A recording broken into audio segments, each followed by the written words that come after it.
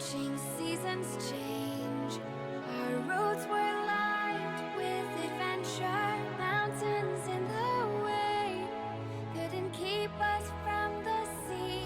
Here we stand open arms.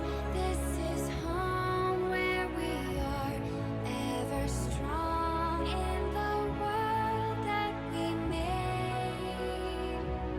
I still hear you in the breeze, see your shadows in the trees, holding on, memories never change.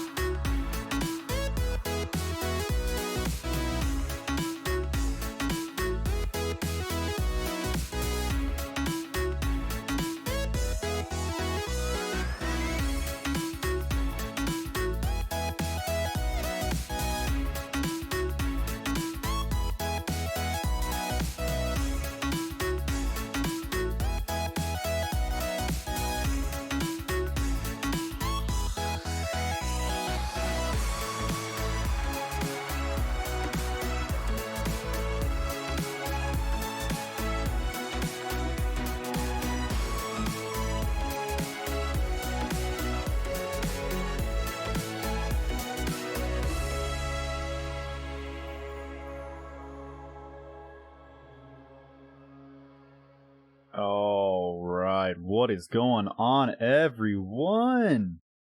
Well, I think just Jay and Michelle, but everyone else who will be joining me soon, hopefully.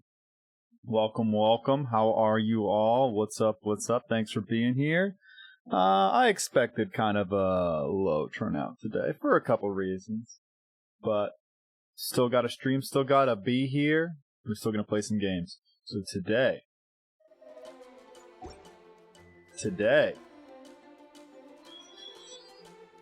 What's up, guys? I'm not sure how many y'all know. I know I've talked about this before on stream. I've talked about how I do play Genshin Impact. I play every single day for about 20 minutes just to do my dailies. I don't really get on a whole lot anymore besides just doing my dailies. And that's, for better or for worse, what we're going to be talking about today. I'm going to be exploring some new content that just came out a week or two ago that I haven't had a chance to look up or to do, besides the main story quests, which I've already done. So we'll do some side quests today. We'll do some exploration. I'll kind of explain what Genshin Impact is if you don't know what it is, and explain why I've played it for so long, why I continue to play it, but why I don't play it a whole lot every day, and why it's not anything even resembling my main game. I believe it very well could be my main game. I think it could be a lot of people's main game for many reasons why it grabbed me in the first place. One being what you can hear right now, the music. The music is absolutely phenomenal in this game. I absolutely love the music no matter where we go. And the newest area has some of the best music. The lore is great. But they have bad things too. Like in my opinion, the story is great, but the quests, the main story content just feels lackluster. Not boring, that's not the right word because I like the story that they're going with, but it feels like it drags on. The way you learn about the game is just through walls of text, and everyone knows that's not the most fun way to do it. You know, I like a game that has a good mix of gameplay mechanics and text to get through learning about the backstory of the game. Like, I think that games that give you the option to read backstory, but not the requirement, is where games really shine. In this game, it gives you walls of text and tons of backstory, which is not a bad thing to have a bunch of backstory. It's a bad thing to force the player to drudge through main story quests that are just walls of text that you just gotta keep clicking through and clicking through and clicking through. And that's the main gameplay. And I think that's what's suffering from most right now, but I'm gonna go through, we're gonna play today, I'm gonna show you guys that. But I do want to talk a little bit real quick before we do that. Obviously, I'm starting at 8 again. I'm going to be probably starting at 8 on Tuesdays and Thursdays at least for a little bit, because I have a lot going on. My wife has a lot going on, and on top of all that, we're going to be streaming a lot in about 2 months' time now, about a month and a half. It was going to be at the end of the month. Things got pushed back. New World got delayed. RuneScape is still right around that time. But once that comes out, I still plan on doing a huge stream. So I'm just kind of prepping for that, you know. Trying to get some stuff done around the house. Trying to spend some time with her. Trying to make sure everything's ready so when that happens, we can just pop off. We can just go crazy. So, but again, as always, thank you guys for being here. Right, we're gonna play some Genshin Impact. I'm gonna show you guys why I like this game. I'll show you guys.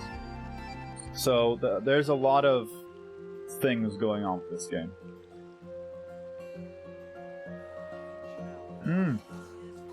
Oh. Also, I want to talk about this.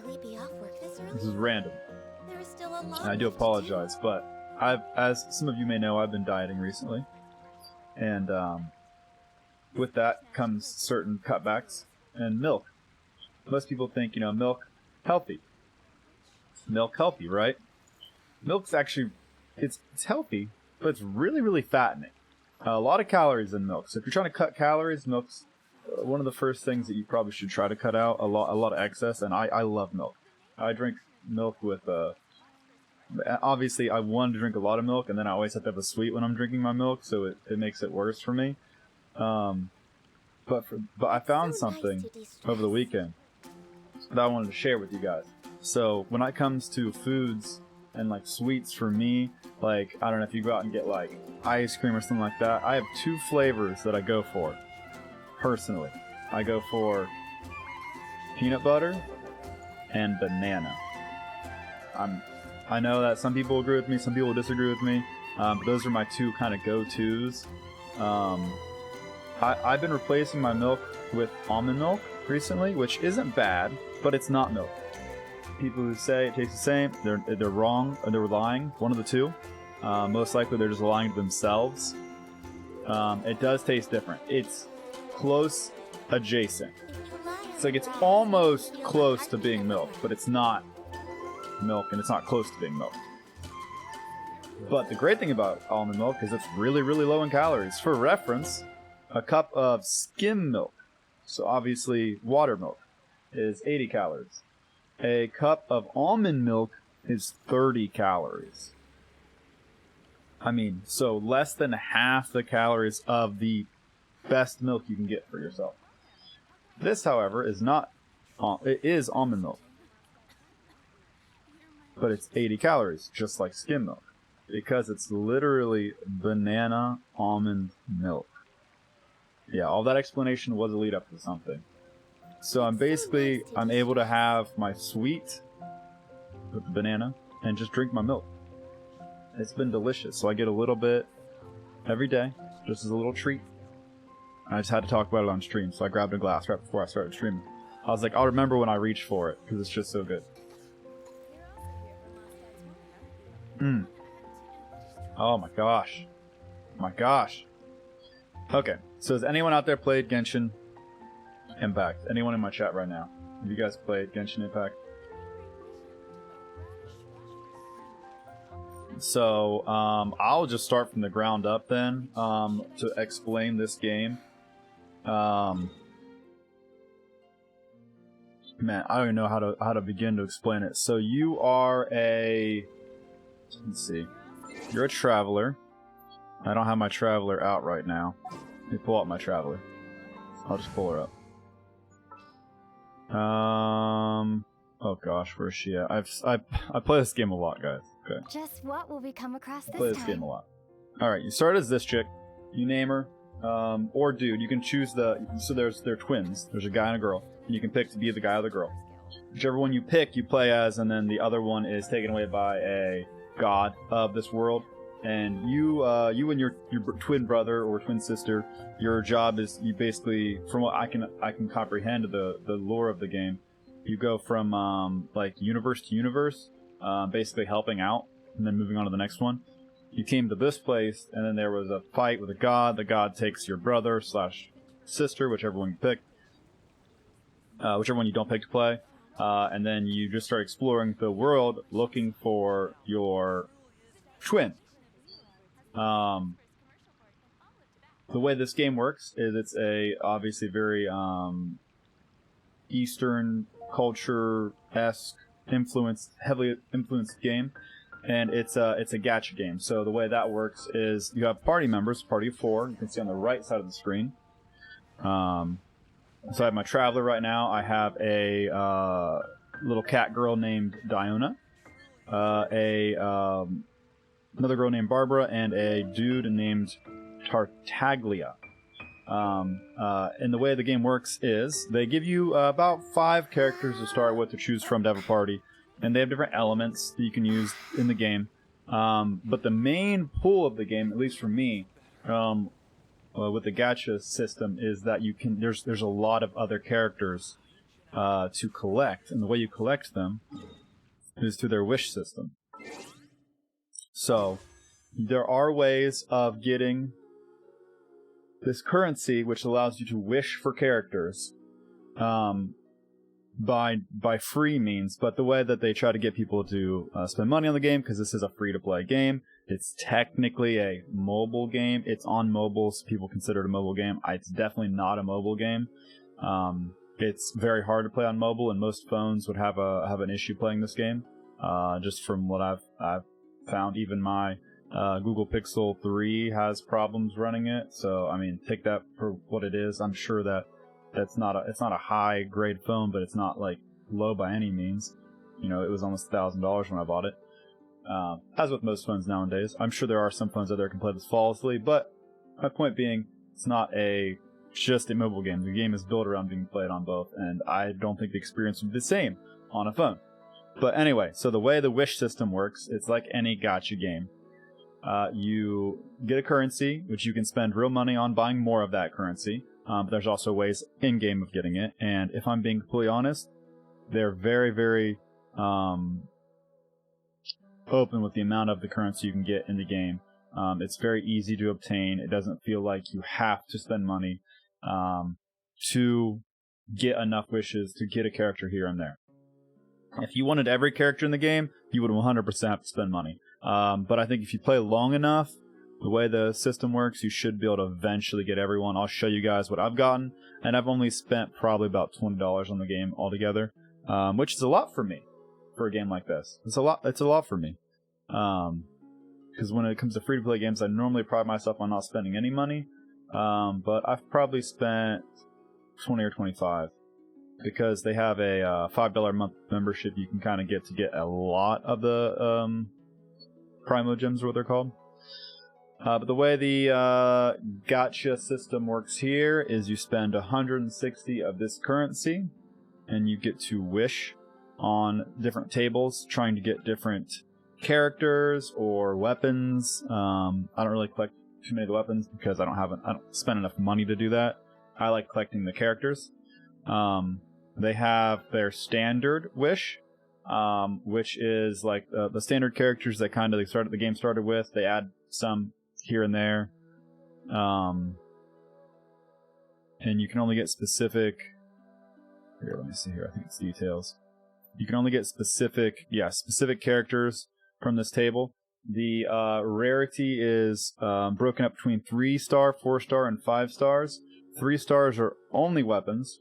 4 stars are weapons and some characters. So some characters 4 stars. And then there's 5-star weapons and 5-star characters. So on this table specifically, you can go through the details and see what characters you can get. You can get these 5 characters on the standard wish table. These weapons. That's the 5 stars and the 4 stars. There's all these different 4 stars you can get. Character. And then all these different 4-star weapons. And then obviously all the 3-star weapons, which we get plenty of. And then you can also wish on one of the 2 event tables they have, which is going to be the newest addition normally to the game, or they've done a couple revisits to some old characters people really, really want another chance of getting, because they don't. So right now, this one literally just came out 2 days ago, or a day ago. I think it was yesterday. you have a chance of getting Yoimiya, which is the newest 5-star character being added to the game.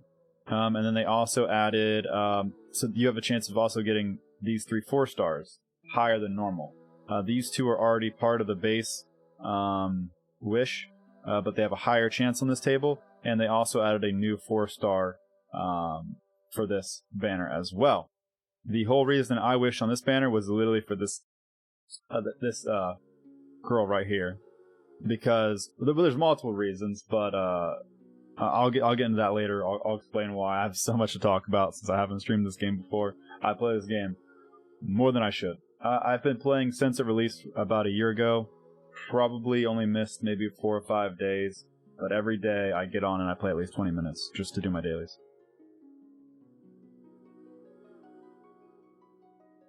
The dailies in this game are for, you guessed it, Primo Gems, so that you can wish more. So as long as I log in every day and do my dailies at the very bare minimum, I can generally keep getting new characters, which is the main reason I enjoy this game.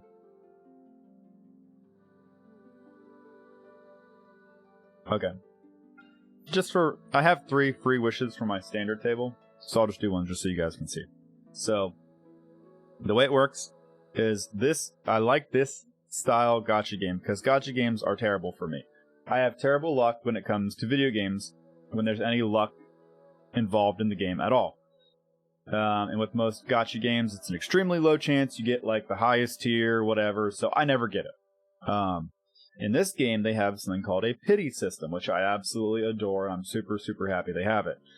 Basically, for a 4-star, the pity is that you guaranteed get a 4-star every 10 wishes.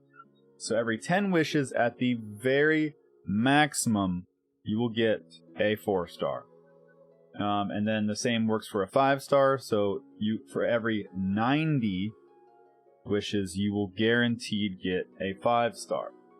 Now, that may not seem great, because if you can look at how many gems I have, which I have a lot, it's 160 per wish.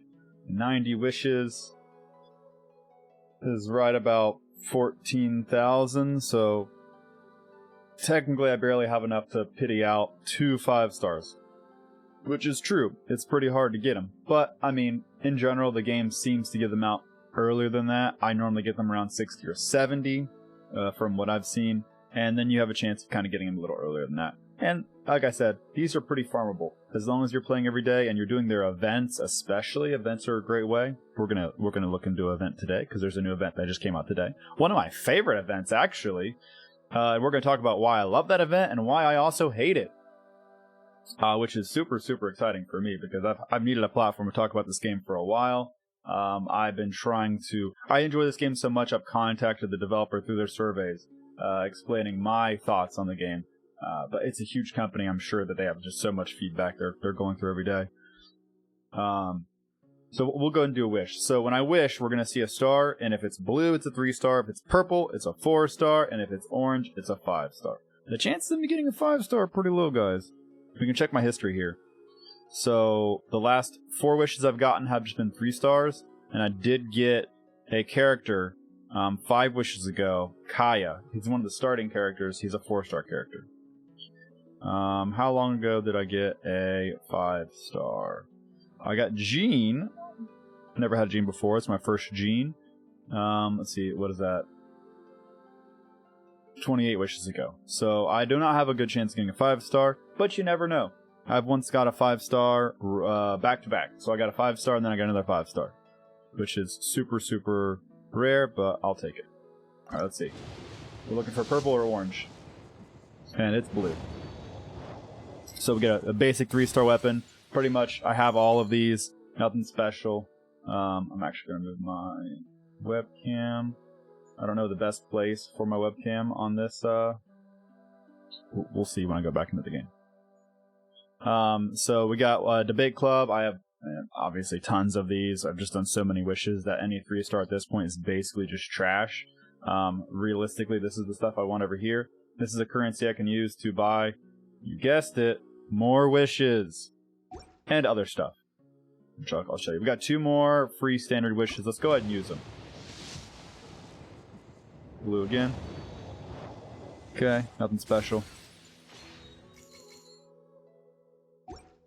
Magic guidebook, we got it. Alright. One more.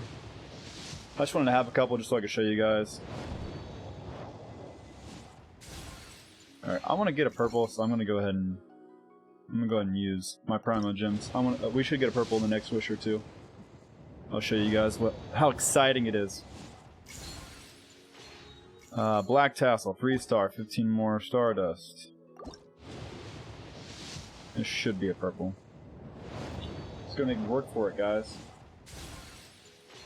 So this is the kind of luck I get when it comes to these type of games, which is why I'm so thankful of their pity system.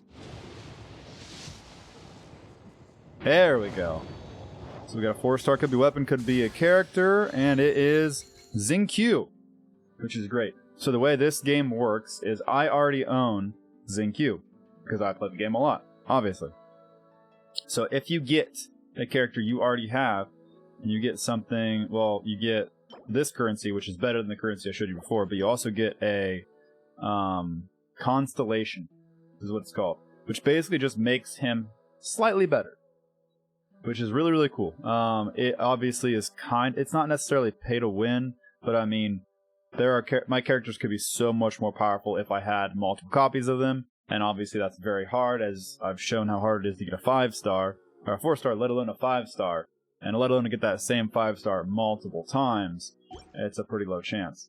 Because, for instance, once this banner's up, it's up for about, 2 weeks to 20 days, is normally about how long they're up.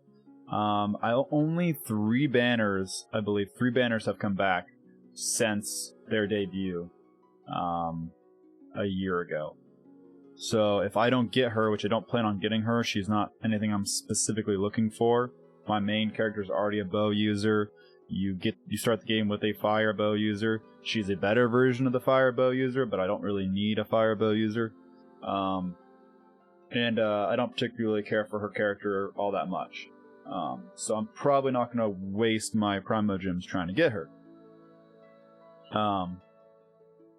But she won't be back, most likely, for, I would say, at least a year. So it makes it hard to get multiple constellations of these event characters. So for reference, I can bring up the archive of characters. An orange background means he's a 5-star, a purple is there, 4-star. And I can show you which characters I have out of the ones that are released. I've been pretty rough on the new 5-stars recently, so I'm a little behind. But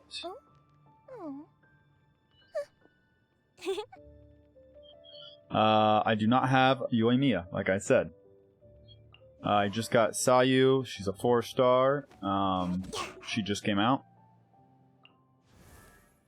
I do have Ayaka. Do not have Katihara. I did not get Eula. They released these 2 4-stars before that, Yanfi and Rosaria. I got both of them. 4 stars obviously easier to get. Hu Tao. Hey! Are you allowed in here? Not right now. No, you're not allowed in here. You want to say hi to the camera before you go? You want to say hi before you go?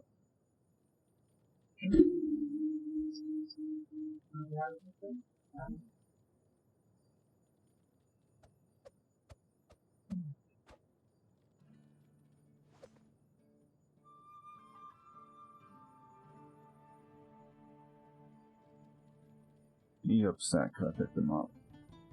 He's not happy. What's wrong? You want to be in here? What's wrong? I'm sorry, you can't be in here. You probably already got your kitty hair all over my shirt.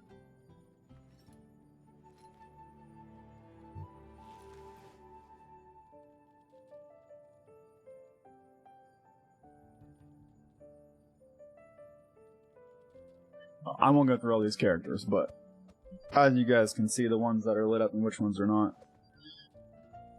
I'm missing, obviously, a large chunk of the 5-stars, but being a mostly free-to-play character, or free-to-play player, it's not bad how many 5-stars I've been able to collect just by playing the game every single day. again, that obviously seems like a big commitment, but 20 minutes isn't that big of a deal, especially when I can do it on my phone if I need to. Not that big of a deal. So we're missing 1, 2, 3 for these guys. And if they bring out about one every 20 days or so, you can see how I haven't done too bad.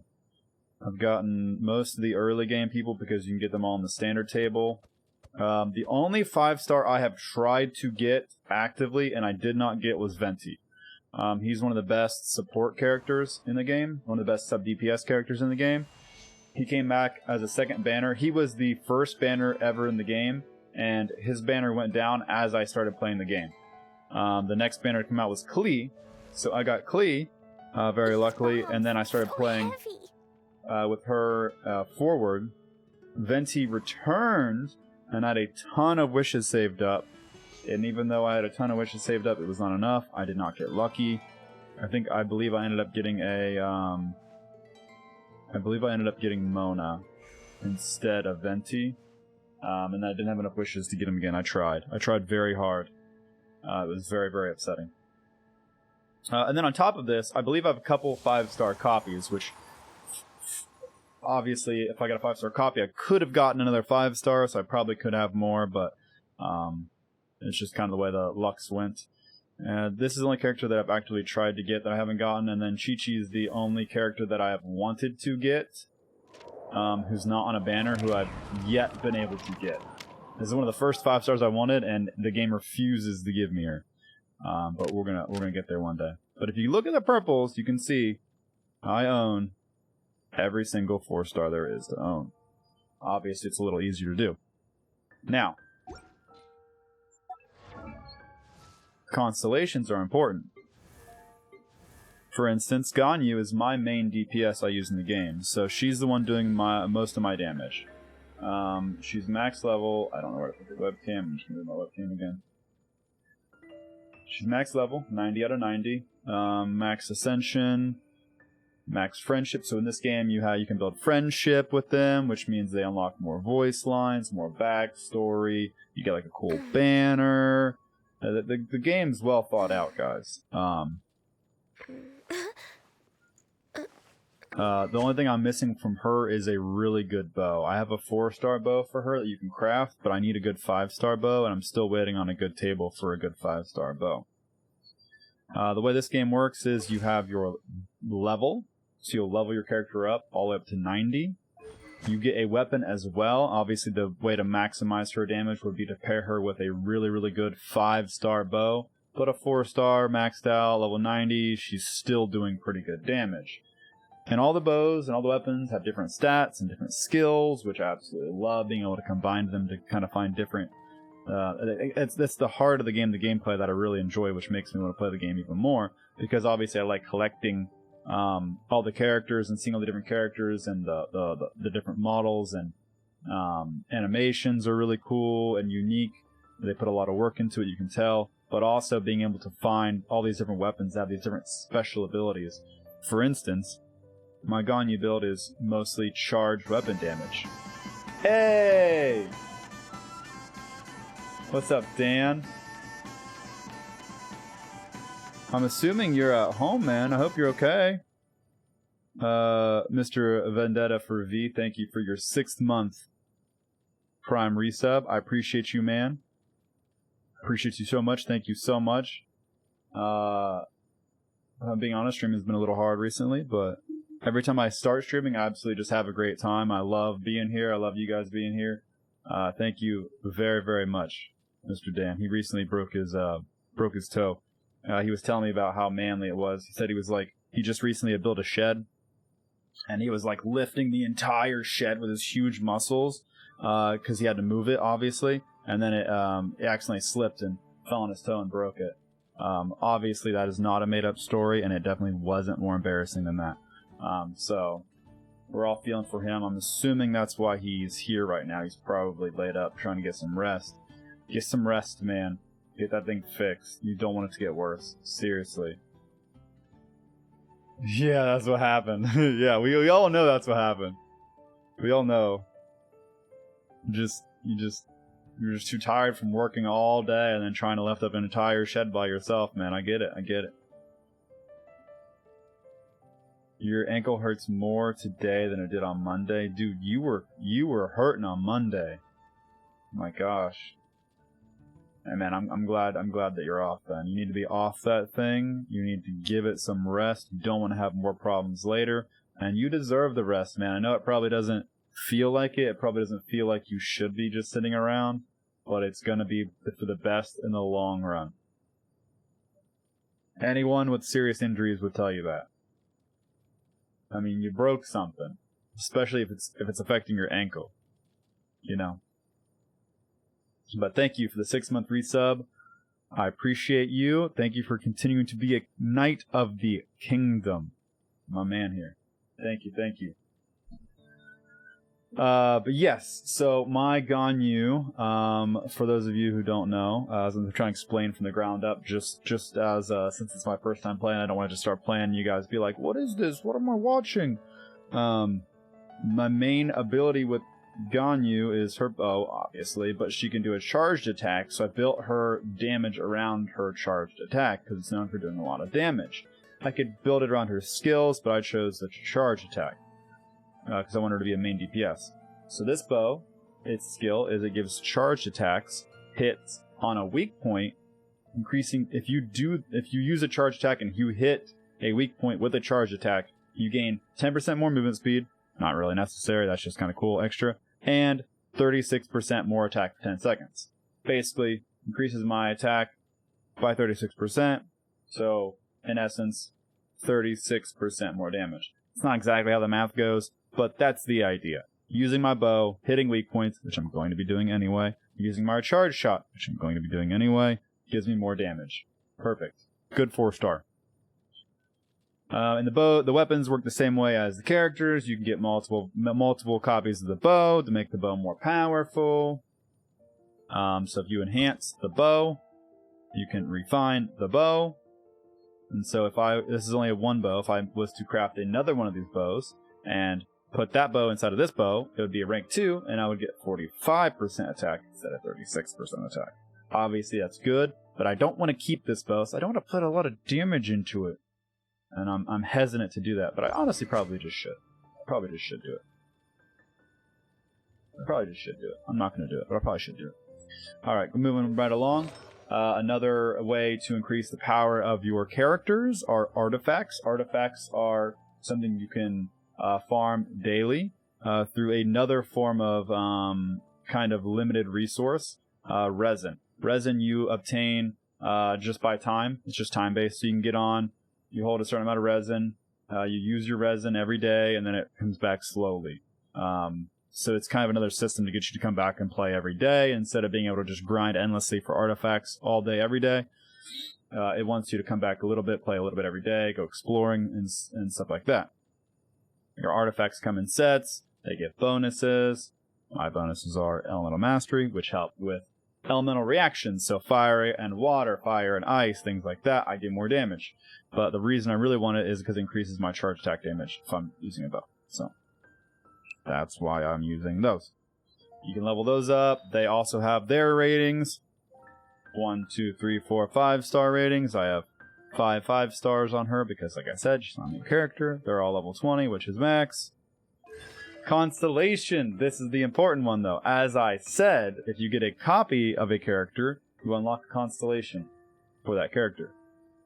I did receive 1 constellation for Ganyu, and it's her best constellation, pretty much. So I was very, very happy for that. So for reference, I have her, but if you get a second one of her, you get this. You unlock this ability called Dew Drinker. It's just a passive ability. But what it does is, I'm kind of in the way, but I'll read it. Taking damage from my level 2 charged attack decreases the opponent's resistance to cryo by 15% for 6 seconds. A hit regenerates 2 energy for me, and this can occur once per charged arrow.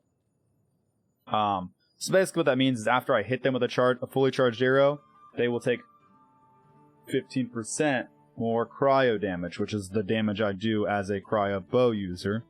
And I regenerate some energy, which helps me use my ultimate ability.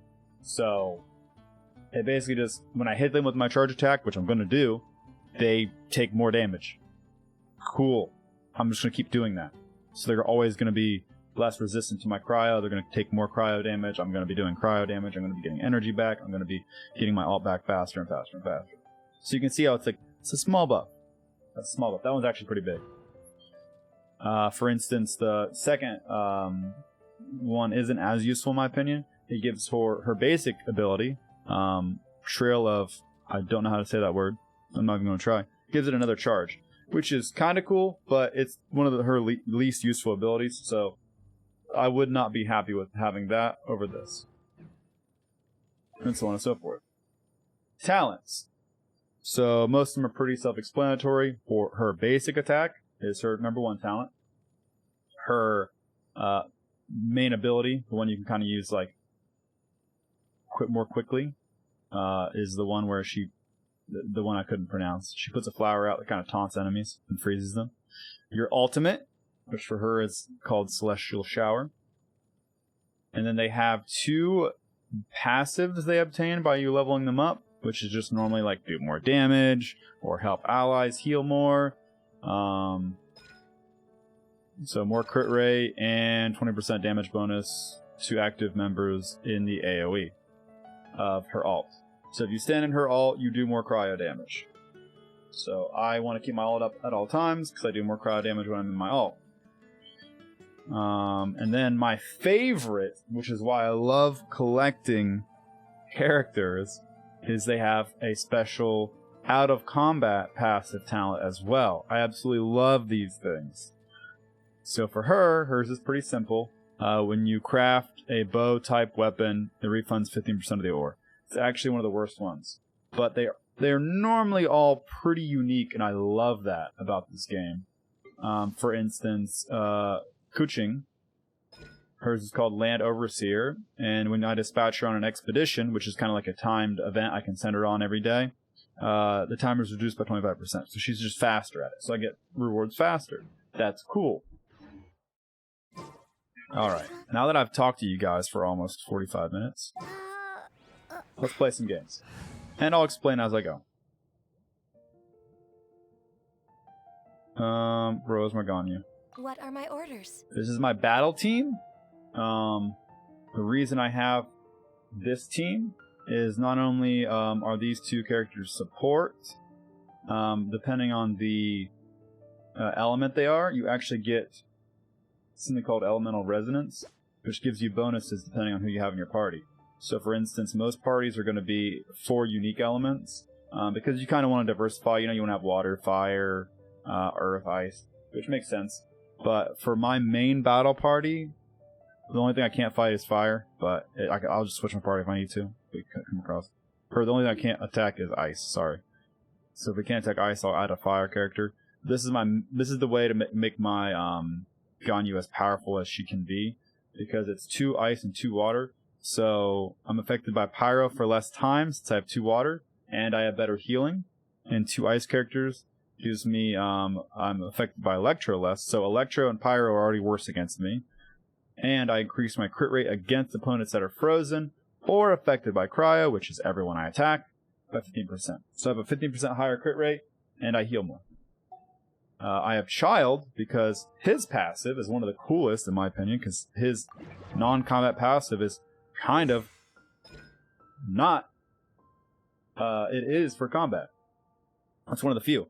If he's in my party, he increases the level of your normal attack by 1. That is important, because that is what I use Ganyu mainly for, is her normal attack. So it pushes above the maximum level of 10 to level 11. Which is really, really cool. So I'm currently in the town of Mondstadt, which is where the first town you come across in the game. Next on the agenda, The town of Freedom.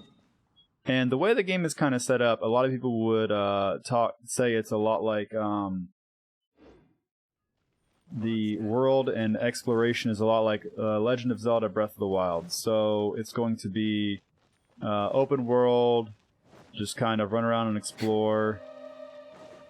You know, every mountain you see you can explore, and it has the same climbing system and stamina system as Breath of the Wild as well. So you can see my stamina meter to the right of my character. and we can kind of just climb up any wall we want to. Let our stamina recharge a little bit.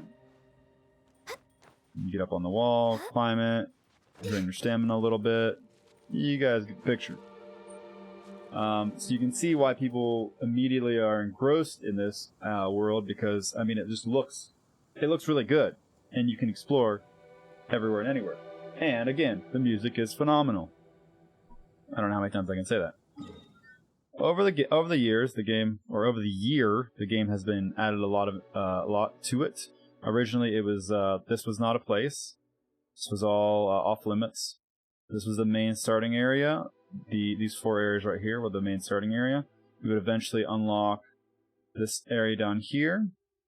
This is known as Mondstadt. This is known as Liyue, and that was the entire game.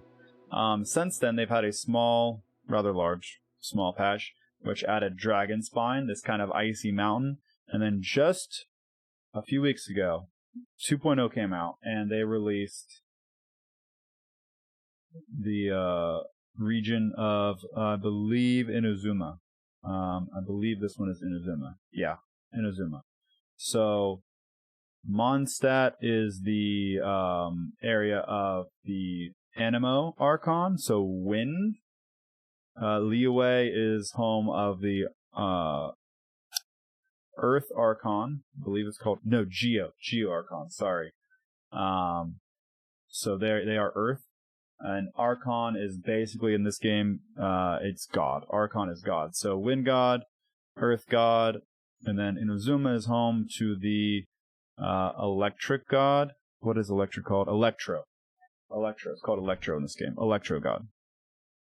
Now, it's kind of cool because you see influences in the game and the maps. So I don't know exactly what Mondstadt is going for influence-wise, but I love the aesthetic. If you go to Liyue, you'll get a lot of the Chinese culture here. So they have a lot of Chinese culture and Chinese influence for the land here, which is really, really cool. The buildings look Chinese. The lanterns, look Chinese. There's like a Chinese lantern ride event they had that was really, really cool. The structures, the bridges, everything is very, very Chinese. The music has Chinese influence. And then the new area they added, which is why it's my favorite. We'll start in town. Where you start. It is influenced by Japanese culture. So, some would argue it's similar to Chinese, but there are very large differences. And the music is some of the best in the game, in my opinion. So what we're going to be doing today is we're going to be exploring this region. And after a little bit of exploring, we're going to do the event, and then we're going to go finish off with some more exploring. Just because I've barely explored any of this area. If you look, I have 100%. I have 100% of most of these areas up here. 100%, 97, 96, just because I was getting bored around that time. But down here, I have 40, 20, 19. I mean, I've done pretty bare minimum down here. So we're going to start exploring and doing all the quests that are available. Let's go ahead and grab this quest here. We're going to try to do all the quests we can. Hey, traveler, why are you here? I don't know. Are you Alarani? I don't know if I know her. I might have. There's so much text, I honestly don't always know. After you helped me gather some materials previously, I was preparing to write a thesis on visions and elemental powers. So, what they're saying is visions are given to people in this land who are worthy by gods, and visions basically just give them the power of controlling the elements. I would fall asleep with this music. It's relaxing. Dude, I know. And this music is because it's night. There's some really, really good more strong music for the day as well. So anyone with a vision in this world can use an element. So if they have a wind vision, they can use with the wind element and so on. So all the characters I have a vision on them somewhere, on their person, visually as well, so you can literally see it. Except for the traveler. The traveler's from another world. She can use the elemental The powers of the elemental here without a vision, which makes us special, and they haven't really explained why yet, but I'm sure they're getting to it. Every time an update comes out, they add events, but they also add more main story as well. Okay, she's preparing to write a thesis on them. The outline was drawn up, the materials were found, and you were a special example of someone who does not have vision, but can still use the power of the elements. So I wrote up the first draft and sent it to the Academia for my tutor to review, but the topic is shallow, the logic is unclear, the content is rambling and incomprehensible. My paper was summarily rejected again. So it's a rewrite for you then? See, it's like it has me pick the option I want to say back, which almost never matters. Are you allowed in here? What are you doing? Hold on. You're not allowed in here, bud. Come on.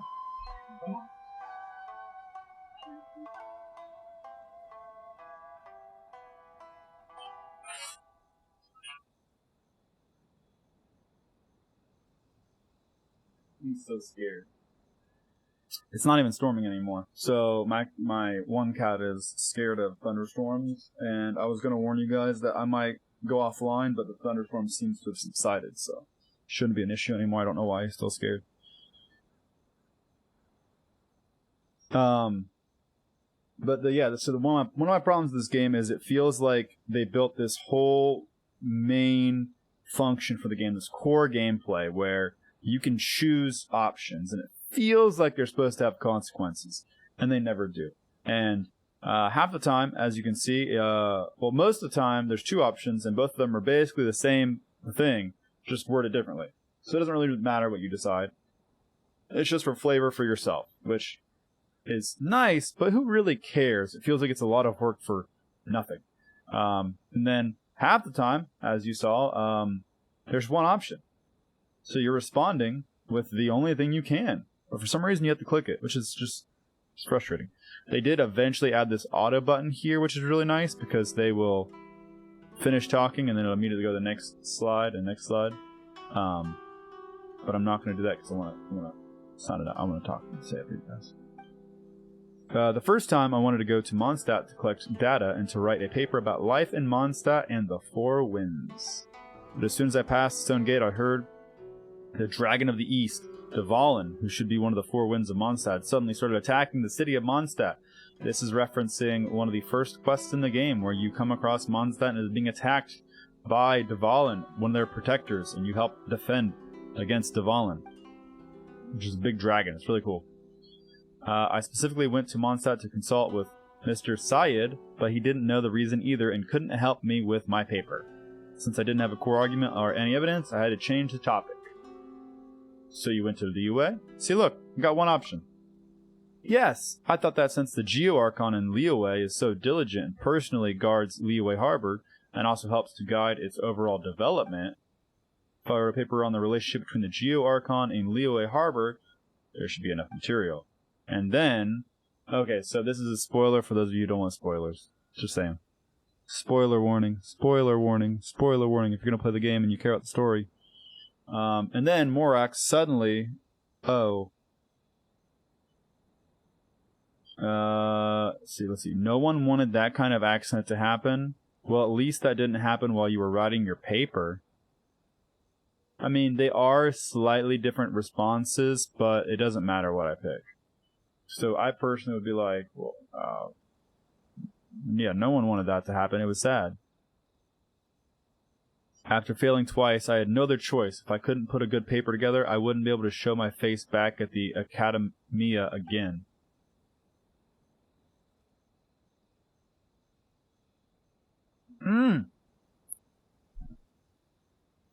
So I wanted to go out into Liyue's countryside to investigate and find a paper topic, but you already know what happened next.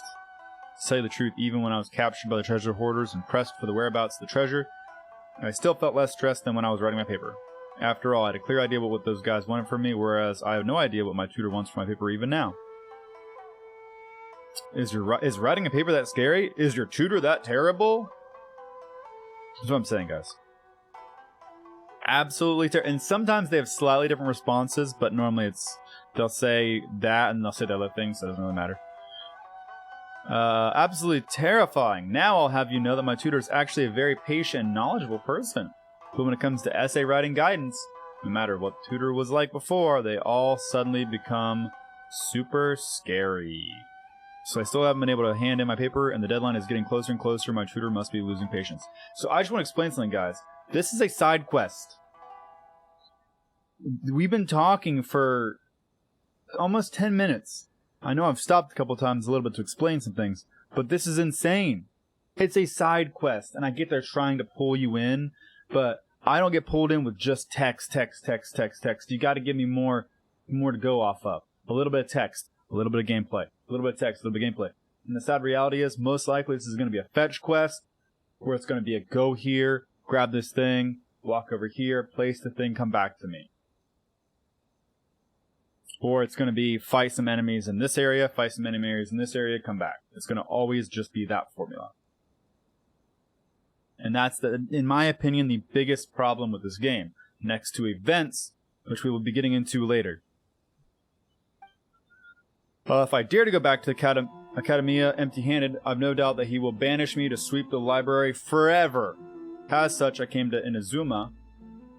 Did I say Inazuma earlier? I hope I did. To find less popular topics, such as the Inazuman people's living conditions under the Vision Hunt Decree. Yeah, so in this area, it's not really a secret or a spoiler, but the Archon, the Electro Archon here, so the Wind Archon in Mondstadt is nice and he believes in freedom.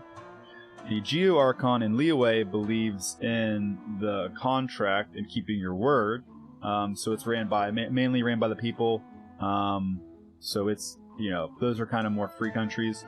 This one is ran directly by the Electro Archon herself, and she is strict, and she has actually begun hunting down anyone with a vision and taking it by force through the Vision Hunt Decree. So it's kind of like a bad area. We're trying to figure out what's going on right now. The main story hasn't progressed far enough for us to see what all is happening, but we have come across the Electro Archon. So she wanted to see how the people's living conditions were under the decree. Don't get caught again. I won't. I don't have a vision. In Inazuma, this might actually be considered an advantage. I've worked out how to conduct the investigation, starting with recording the daily life of the people on this island. So that's what I'm going to be doing. If you're interested, traveler, you could come and help me with the recording. Sure. Do you want me to help you again? Literally the same thing. No, it's just that I came to Inazuma alone, and I don't know anyone except for you. See, so that would have been a slightly different response if I would have said sure. It would be comforting to work with people I know. Let's go. There are still a great many shops on this island for us to explore. Let's start with this one called Ipekasu? Traveler, I think that pictures might be a good way to... Okay, let's take a picture of... Okay. Alright, cool. So... Is there a way to walk? I know there's a way to walk in this game. Take a photo of it and its owner. Okay, so there's also a camera in this game, for those of you who don't know. I'm kind of just going through everything right now. Automatically adjusted. We can take ourselves out, I believe. Maybe not.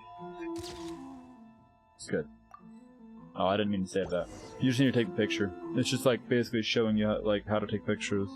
It does it more often than it should. Feels like a tutorial.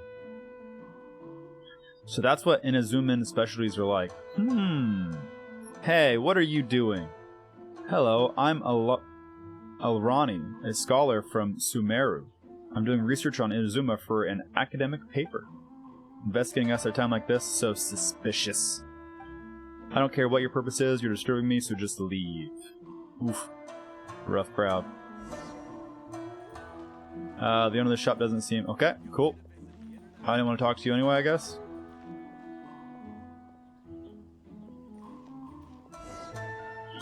Okay, take a photo of the Saya Vushi Bakshesh shop. Do that. Take the photo. I'm not going to save it. Hey, what are you doing? Hello, I'm from a researcher from the Academia, right? I didn't expect to see someone like you here. How did you... I just had to take one look at you to know you're a researcher. There's plenty of them back in Sumeru, after all. Did you come all the way here from Sumeru to Inazuma for this so-called sociological study? Yes, I'm just making some preparations. Are you also from the Academia? No, I haven't the talent to be an academic. I'm just an ordinary businessman. Since you're writing a paper, you can record whatever you like here if you want, but first let me give you some advice. The Outlander Affairs Agency is wary of Outlanders like us, so remember to be a bit more restrained while you're doing your research. If you get in any trouble, it would be hard for an Outlander like you, who's only just come to Inazuma, to extricate themselves. I understand. Thank you. Well, off you go then, start writing stuff down. So as you guys can see, this quest has literally just been walk, talk, walk, talk, walk, talk, walk, talk. Take a picture, talk, walk more, talk, take a picture. Oh, she's running now. Okay, sorry, run, talk, take a picture. Okay, go to the wharf and take a photo of the fisherman. Okay. Picture.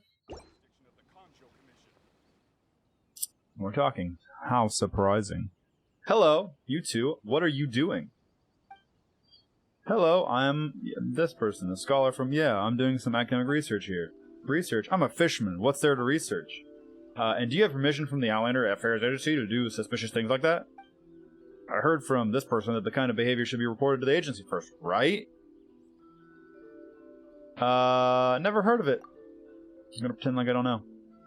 Why? Is there such a thing? I've never heard of that one before. You're getting more and more suspicious by the minute. You better come and see Miss Kageyama with me. Wait, what? She is an inspector with the agency. She knows how to handle your affairs. Wait, hold on. I'm really just an academic researcher. I'll go report to the agency later. Mr. Obata, what's going on here? I could hear the row from all the way over there. Oh, it's Mr. Vahid. Well, these two have been loitering around claiming to be doing some kind of academic research. But when I asked, they don't seem to have permissions from the Outlander Affairs Agency. I was going to take them to see Miss Kageyama. What are you running around for? Shouldn't you be helping at the store? Oh yeah, I can turn and look. It's that businessman that was like telling us to be careful earlier. See, told you not to run around. I'm just gonna enter dialogue here. I'm not gonna interfere. You've been writing that paper for so long already. What's the point of rushing it now? Can't you see you're disturbing Mr. Obata? Why, Mr. Vahid, she's a scholar whom I invited from the academia to work as a consultant for my shop. Because she is writing a paper about Inazuma, she's looking for inspiration around these parts. She just came over from the Academia, so she doesn't understand the rules around here. I'm still going through the procedures with the Outlander Affairs Agency, but she can't help running around sometimes. I'm sorry for disturbing you. Oh, I'm so sorry that I disturbed you. Oh, it's fine. It was a misunderstanding on my part to begin with. Alright, come over here. We need to have a talk. Please excuse me. See what I mean, guys? This is every quest. Every quest is like this. It just grinds you down to do quests like this. And now it's like, come over here so we can talk. Okay? Where's over here? Next on the agenda. Like, I'm assuming they went back to the shop, but like, it doesn't even show up on my quest anymore. On my map. Next on the agenda. Ooh, that lighting. Next on the Bro, it's agenda. so good. I'm gonna turn it up a little bit. It's kind of quieter here.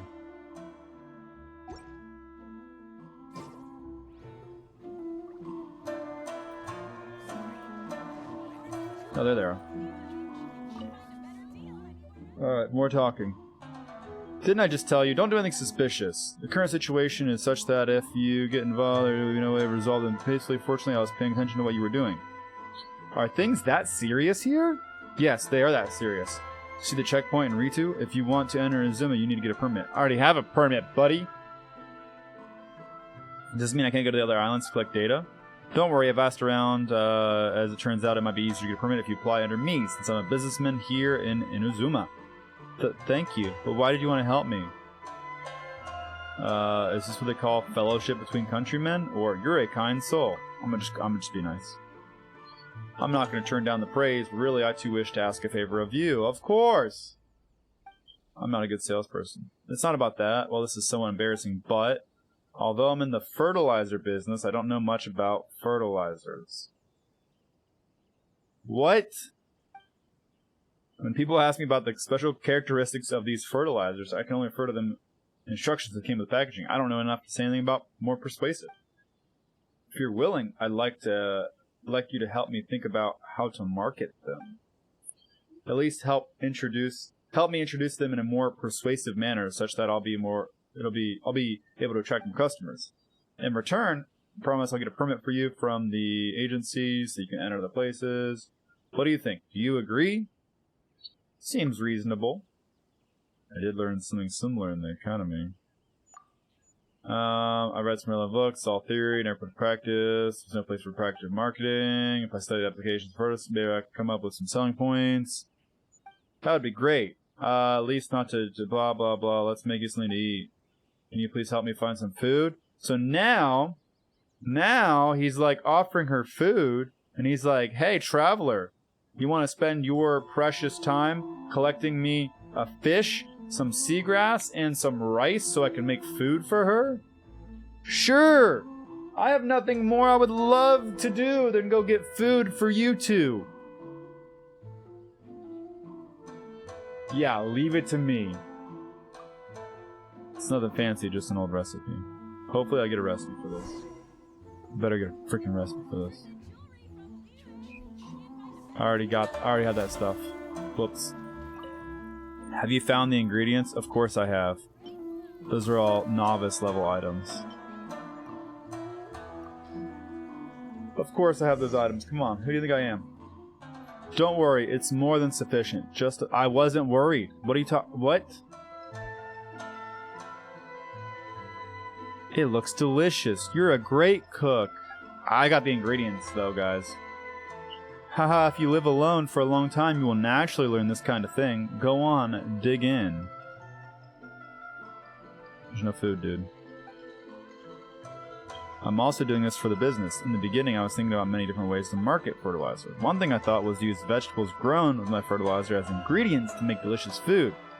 Or I guess I could just go get them for you, which would help prove their usefulness. But later I realized the idea of cooking in a fertilizer shop was a little inappropriate, so I gave up. It is a bit out of place. Of course, now that I have Miss Ronnie's help, I won't have to come up with these terrible ideas by myself. I've done my best, but about the issue with the travel permit. Leave it to me. There are no problems. Should be done in a few days. Still, this is a rare sight. What sort of paper are you writing? I don't know. I don't know yet. I hope to finish paper while I'm here. If I can't get it done, I'll have to go back to the academy to face the music. That was the quest. So the first quest I came across, I did not do that. It was not random. I didn't keep that one because I knew it was going to be boring.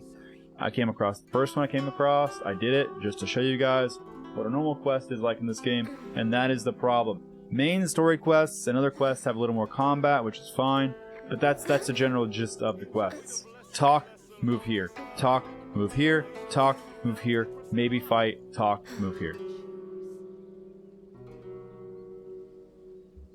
And I didn't get anything. I got whatever he made for food. I didn't get the recipe. So what was the point of that with side quest? I mean, I just don't understand. Alright. Let's go explore a little bit. And that's just it's a problem, but it's so like the game is so good that I look past the quests. I just get the quests out of the way. I just do them and I explore. So I'm gonna actually switch to a different party setup. This is my battle party, but I'm gonna switch to a exploration party. And normally I would probably use... Here, let's use Rosaria. I hear you've got a job for me. Her passive is that you move faster at night for your whole party. And then I have 2 wind characters because if you have 2 wind characters in your party, you get less stamina consumption for running, and you move faster. So that these guys help me run faster. She helps me run faster at night. Then I'm going to use Ganyu because she's my most battle ready, but Diluc is technically faster, so if I wanted to go full speed, I would pull out Diluc, but we're just going to use these guys for now. One of the newest characters, Sayu, one of my favorites for a couple reasons. I know I said I was going to say why. I'm going to say why now. If any of you guys know of a YouTube channel or group called Offline TV, I watch some of their stuff on YouTube, and there is one particular streamer who's part of them. Her name is Lily Pichu. She actually got the opportunity to voice the English for this character, which absolutely made me have to have her, and she's an adorable addition to the game. And her E ability, her basic ability, not her basic attack. Her basic attack is she's a Claymore Animo user, which is already kind of cool for her being so tiny. But her basic skill is that she can do this, which, as you can see, is pretty fast. So I can do this for about 10 seconds. You can swap away from her. Use my main character. You can see how I feel already a whole lot faster. It's turning night now. The two wind characters. Less stamina. I'm going to be moving pretty quick. Okay, so we're just going to walk around. We're going to explore. We're going to enjoy the scenery. We're going to enjoy the music. So things we're going to find are going to be like this, which this stuff I absolutely love. This is the stuff that I get down on. So we came across some random, it looks like bandits, maybe a old samurai. They're guarding a chest, so I can't open the chest till I kill these guys. So let's do it. Let's fight.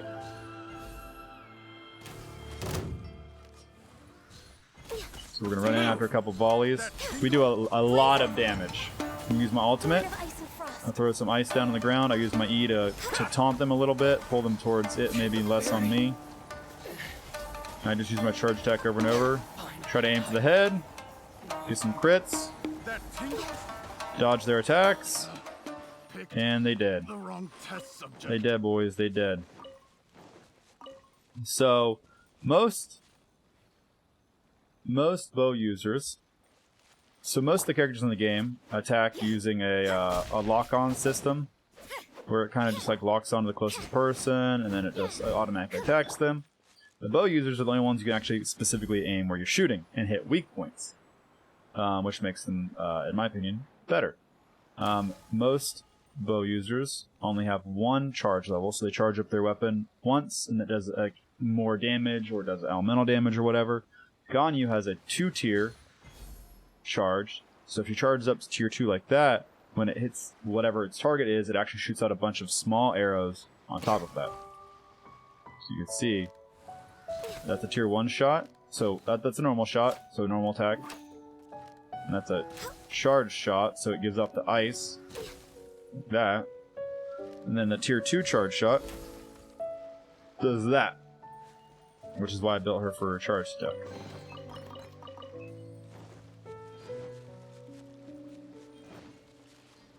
Alright. So we're going to explore. Let's follow this coastline north.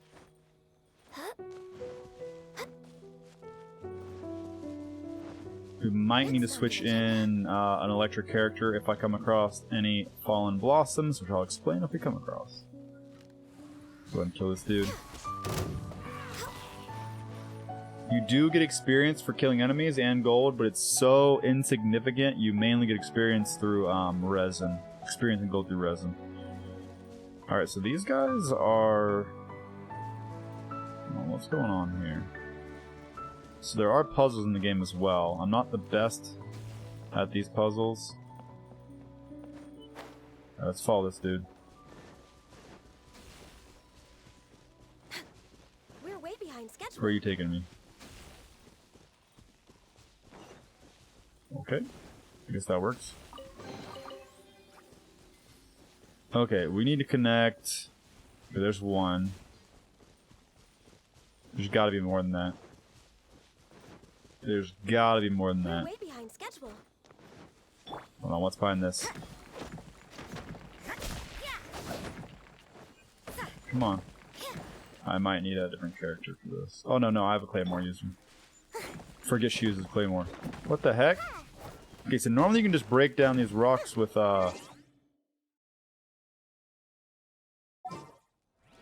Claymore, but it's not breaking. Interesting.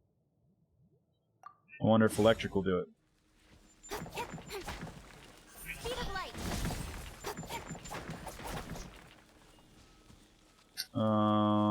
No? Okay, let's try one more thing I can think of. Let's use my only electric Claymore user? There's no way that's what needs to be done.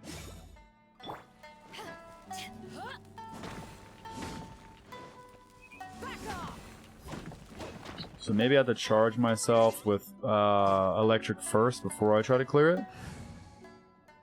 Let's go back to my other team. So there is something that lets you charge yourself electric. Oh, those are fallen blossoms. Okay. This team's not gonna work. Let's just Let's finish this quickly. we'll keep her in my team. So if I find these fallen blossoms, this is actually a material I need to level up one of my new characters. You have to hit it with electric, or you can pick them up.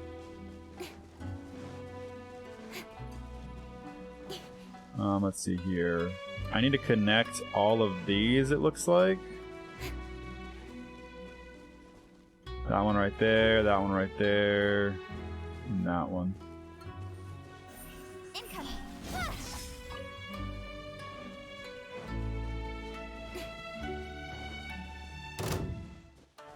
I don't want to fight those guys. They look like they could be useful for connecting those.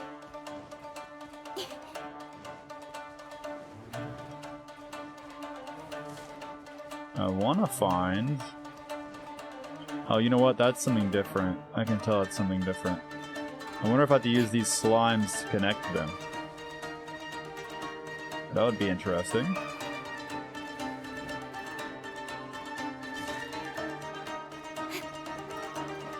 Here, come on over here, buddy.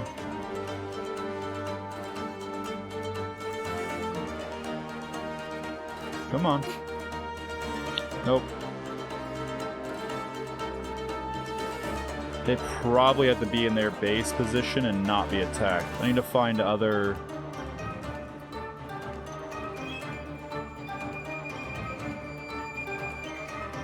other relay.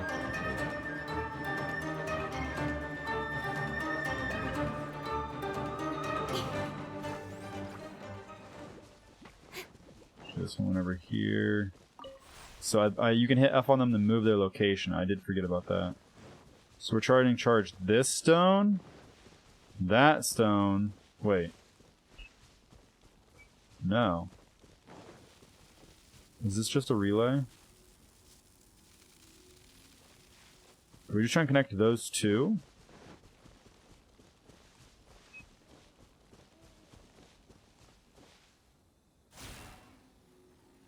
Oh, I can put this one down.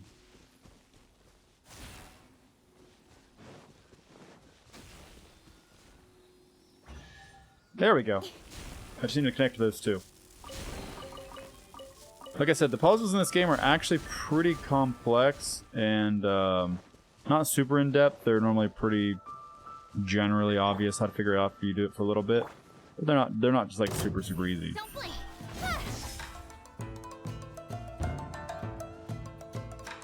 I already lit that one up in there.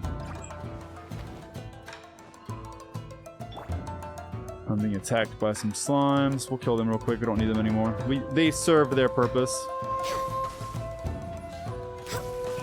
This is long overdue. Slimes are always whatever their type, their elemental type is. So you get a bunch of elemental reactions, which makes them very easy to kill if you do elemental damage. So those were some electric slimes. Okay, here are some Fatui. I didn't know they were on this island, honestly. So there's some enemies from the other island. So go ahead and kill them real quick. So if I headshot, I get guaranteed crits, which is huge. In this game, crits is how you do really, really big damage. As with most games, but I feel like it's especially important in this game. Oh gosh, I missed. Okay, luckily he has a water type, and I can just freeze him with my ice. So he's going to be wetting himself constantly with his elemental reaction. And my reaction of ice is literally just going to freeze him over and over and over. Oh, I'm about to die. I do not have a healer on my exploration team. So if I'm going to be fighting, I need to be using my fighting team, not my exploration team. So I should probably swap that out.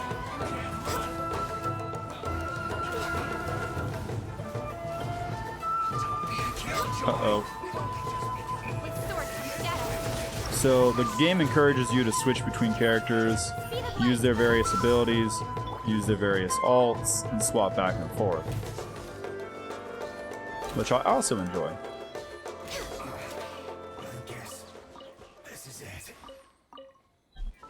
Okay, so we're gonna just go to our battle party. We're gonna change it a little bit because I don't want to keep having to switch characters.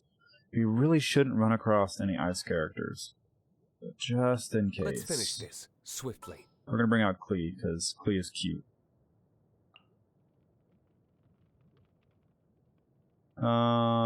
Yeah, we'll bring out Klee. Let's go on a big adventure. We'll use Barbara for heals, and then we'll use let's see, at this point my resonance is all messed up. And then we'll want Kuching as well. Just because we'll need an electric character in this area. For all the different challenges and for those blossoms you guys saw. I'm also going to change the item I have equipped in my Z to the NRE so that I can heal by eating during combat. So I could have paused there and healed, which is fine, but I'm used to using my Z button at the bottom right. If I really need a instant heal, it's kind of like a potion in a RPG where you can instantly heal. Same thing, so I would hit Z, insta heal. But I also have healers with healing abilities, which I can use as well. We'll just keep Barbara out. She's one of the best healers in the game, in my opinion. Alright, I want to stay along the coastline. Next on the agenda. I don't know what's going on with my voice.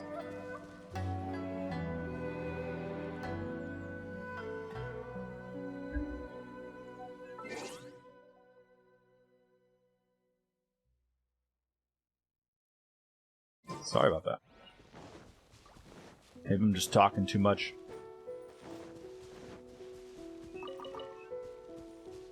Alright, let's keep exploring. Alright, we got some more enemies here already. What's this kid? What's going on with you, kid? Do you want to play a game of Tamari? Okay. So the goal is to find the Tamari within the time limit. Alright, cool. Distance from target, 20 meters, 21 meters, 19 meters, 17 meters. It's right there, I can see it. Wow. Good game, kid. Loser. Oh, is that it? Do I get anything for that? No. Okay. That's just for fun. There is some just for fun stuff in the game, too. So, there's no real reason to kill those guys. I don't see anything. We'll go ahead and clear them just to be safe. Oh, there's a crab there. Hold on. Way behind schedule. Grab that crab. Crabs are great for cooking in this game. A lot of the higher level recipes use crabs. Don't make me look bad. Don't make me look bad, guys. Yeah, treasure hoarders. I knew those were here. I didn't know the Fatui were here, which were those big, like, armored dudes we were fighting earlier. Oh, there's another one. We'll headshot this dude. If I crit, normally I can one-tap fools. As long as they're not big boys. Gonna break these or what? Okay, so we're gonna need a Claymore user to break those. And of course, I do need those now because of Sayu, so I need to make sure I have a Claymore user as well. So we'll just switch to Diluc like I was gonna do. Amethyst lump. Actually, I don't need those. What do I need for her? Well, either way, it's a new resource I should be collecting. There is so much to this game, though, guys. I knew there was a lot, but now that I've sat and tried to explain a lot of the gameplay to you, I realize it's more than I could have even begun to thought. He is the current event right now, so we can kind of ignore him.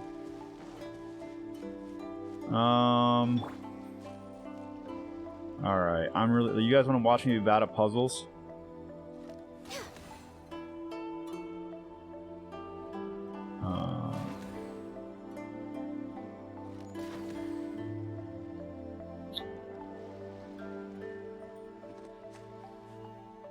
Oh boy.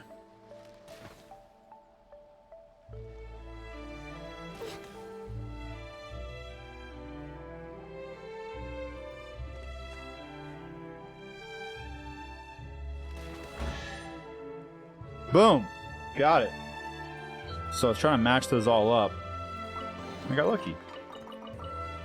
So the stuff chests give you are like generic, like ore and money, small amounts, but a lot of them give you primogems for wishes, which is the main reason I would collect the chests. Okay, we have another chest right here. You got this big boy first. I like to fight near water, as Ganyu, because if they walk into the water, it freezes them. Because I put cryo on them. Like I just ducked my shot. You guys gotta stop making me look bad. Alright, easy mobs. We'll collect another chest. Precious chest. 10 primogems. Let's keep moving. Chests are one-time collections. Once you get them, they are gone forever. Oh, crab. I missed the crab. Next on the agenda. So it is fun content when they've released a new area, but they've released 2 new areas. Technically 3. One was temporary, which again is a big issue I can get into later. They've only released 2 new areas. One was pretty small, relatively small, and this one is pretty big, but it's the only big area they've released since release of the game. So I had gotten through all the exploring pretty early in the game before. So once you've done it once, I mean, there's no replayability to it, and that's one of the biggest problems with the game, is its replayability. Bro. Wait, how do I do this? Oh, fire, fire, fire. We need to use fire on this thing. I was like, why am I not breaking it? It's been a while since I've collected one of those. The game has a lot of basic things like cooking. They added wood cutting recently, which isn't a skill within itself. It's just you can hit trees for wood, and it goes into their whole housing system they just recently released not too long ago, which allows you to build your own little town, basically, and you have a huge house you can upgrade and decorate the inside of, which has its whole own currency and ecosystem, and then you can craft furniture for that area with the wood you collect and other materials, which the housing system is great. They hit the nail on the head with the housing system. It's one of the best additions the game has had yet, with a couple refinements from with my opinion. There's a couple refinements they could do to make it better and more accessible. It would be one of the best parts of the game. And obviously they need more furniture, but to be fair, it's still pretty early on in their housing, and they have a bunch of furniture to choose from. I'll show you guys my area a little later, but it's nothing crazy. I haven't put a whole lot of time into it yet. I just maxed out my currency, which I can explain. Let me go and check it out. I didn't really focus on the looks, is what I mean. Alright, so sometimes chests appear when you just kill enemies, so we are going to make sure we kind of kill the enemies as we go. As you can see, I can pretty much clear enemies from afar pretty easily. I like that the items drop and you kind of have the satisfaction of picking them up, but I think that it's unnecessary that you got to run up and hit F to collect them separately. I don't think you should automatically loot the items, although I don't think that would be the worst either. But I do think if you got close enough to it, it should just kind of auto collect into your bag. That would be nice, because large-scale fights, there can be tons of items left over, and you're just kind of running around hitting F a bunch. It gets kind of annoying, kind of boring. But I also understand that you have to collect F on the collectibles in the world, so they don't want you to separate those two functions. You know, you don't want to walk up to the item and it just automatically be collected. You're going to want to do that yourself. Although I don't think it would take away from the game too much to do that.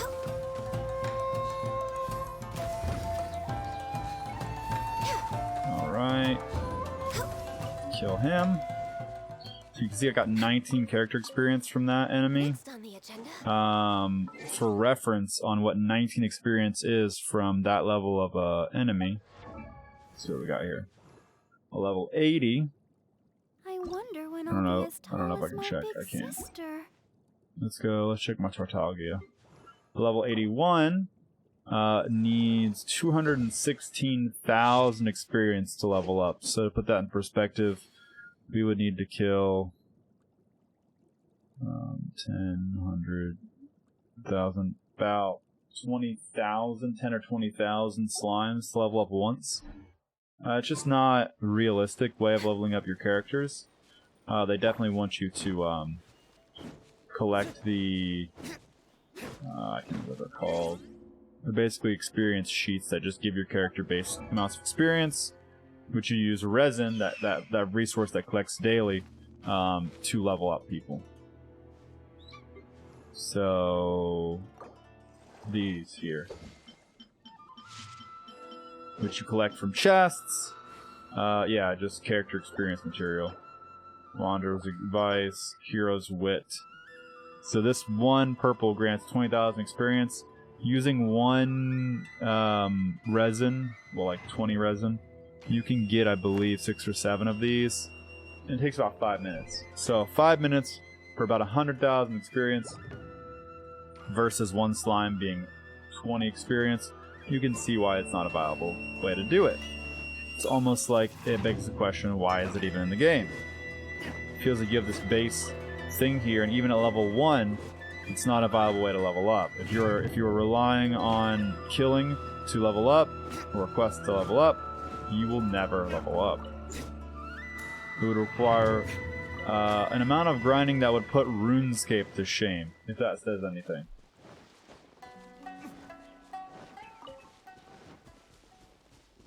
So we just went around.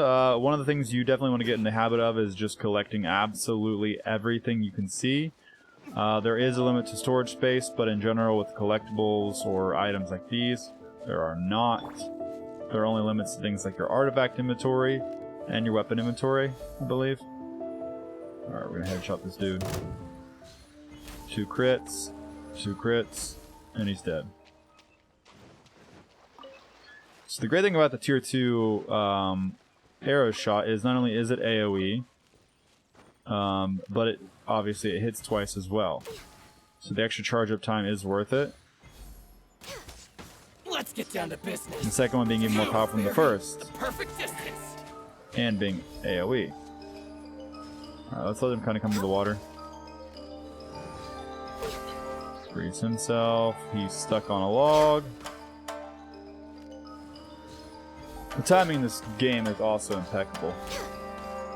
So as you can see, my first hit, actually it wasn't hitting, it was hitting the wood.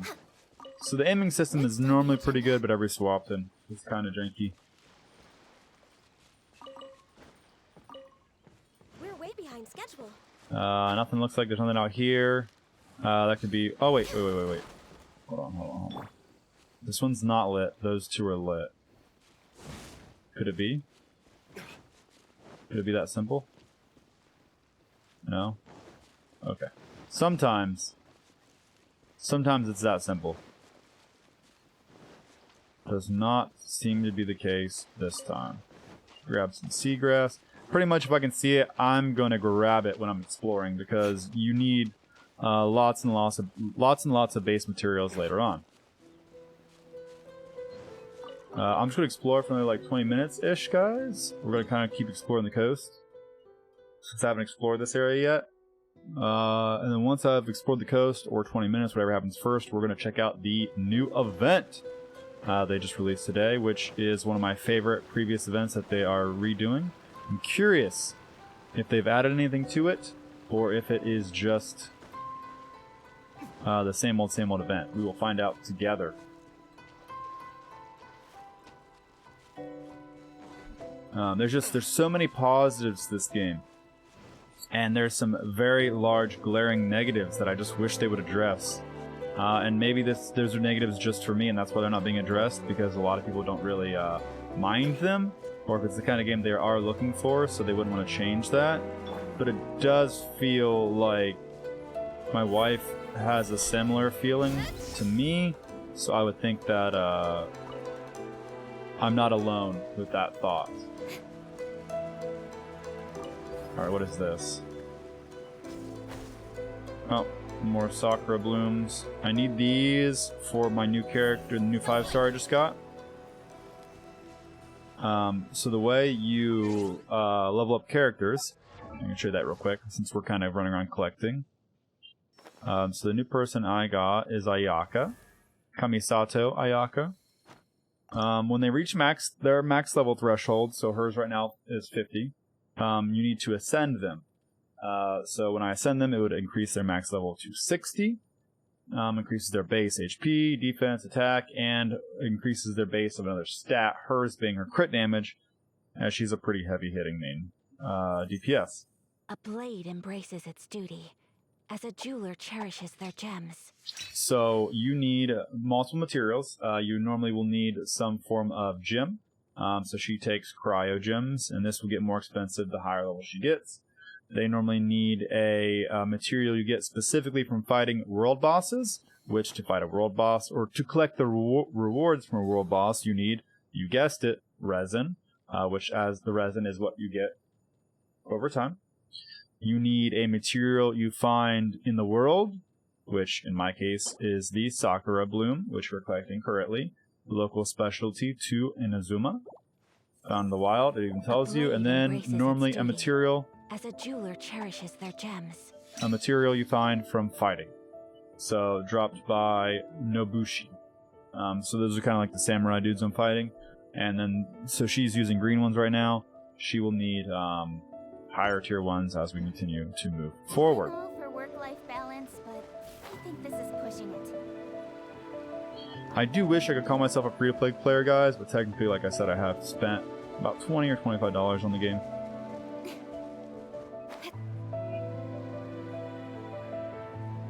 I've just recently decided to stop spending money on the game unless they do start changing things. I continue to play the dailies every day to get my Primo Gems and just kind of continue progressing my character, but I'm not going hard like I was previously.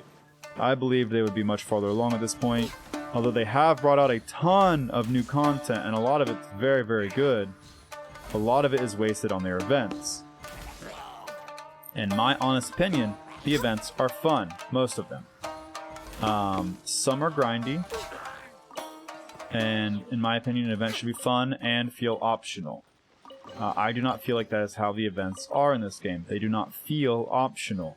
They are the main way you get other resources to wish, and that's fine, but they've turned it into the system where they have at least 1 or 2 events going constantly, and these events need constant checkup and work as they slowly release their content. So for instance, right now there's an event for a treasure collecting called Lost Riches. This is a return of this event for people who missed the first one, and they added a new reward. The way this works is each day, let me pull up the details. Each day it would unlock 2 new areas for you to go. You go to the area on the map, you run around the area in the circle, and you collect these silver coins. You fight enemies, you get silver coins. You use those silver coins on the event shop to buy things. The problem with this is a significant time waster. It's the whole point. They want you to come back every day, do it a little bit here and there so it's not overwhelming. And they release 1 or 2 new every day. Now this area, these last two, literally just released, I believe, yesterday. And you only have 3 days and 7 hours left to do this event. So if you were waiting for the entire event to be released to be able to do it, you would only have 3.5-ish days left after that endpoint to do the entire event. And I'm telling you right now, this event, it seems simple. Run to the area marked on the map, collect some coins, go to the next one, collect some coins, go to the next, collect some coins. This would take most people probably in the realm of 2 to 3 hours, if I had to guess, to do all of these. For most people. Could be a little bit shorter if you're kind of more hardcore. Could be a little longer if not, if you're having some bad luck and you're not coming across the coins. Because they're kind of random. You have a little pet Celia, or what they're called, and it glows when you're getting close to treasure, but the radius is pretty small. And you can get unlucky. In some of these areas are easier than others. I think this one's kind of hard because it's multi-leveled. And sometimes you just don't come across any areas with coins, and it's just frustrating. It's really easy to do and play while you're like watching something, which is totally fine. But I wish the content was a little more engaging. And it's just not. It feels like they just want you to play the game for a few hours every day, and then stop. They're not trying to keep you for the long run. Which again isn't a style I'm against, but when it feels like if I want to play 12 hours a day, I should be able to play 12 hours a day. Alright, we're gonna kill the samurai. We're gonna pull these guys towards the water. Like I said, I'm much better at fighting them when they're in the water, because they don't run around. Alright. You gonna come at me, or you guys are gonna chill out? Use my ultimate. I'm gonna taunt them. Alright, it's a little far away, that guy ran away.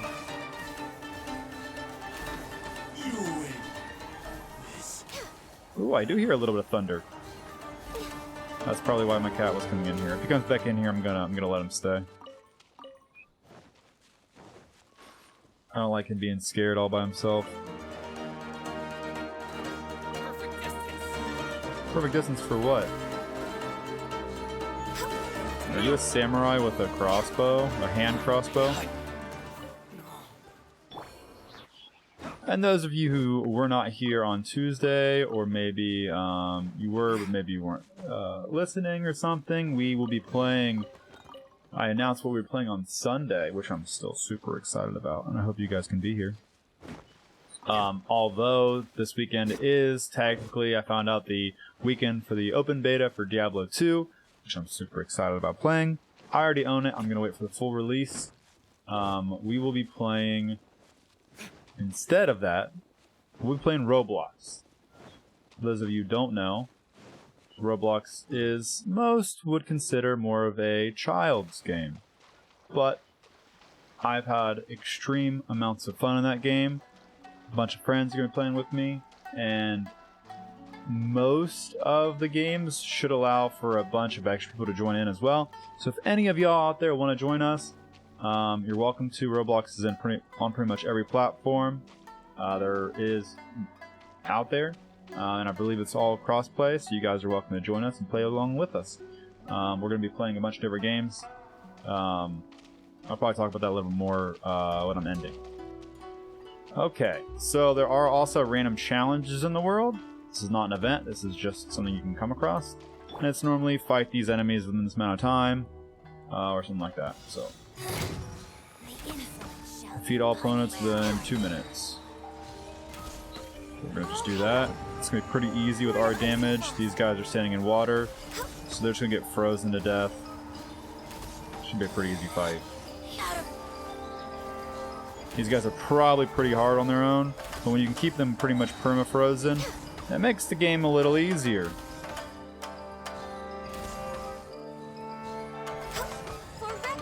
Keep my ult up, make sure she stays frozen. And she dead. Okay, they knew it was an easy one, because that's a common chest. 2 Primogems. Hey, I'll take them all. Take any of them I can get.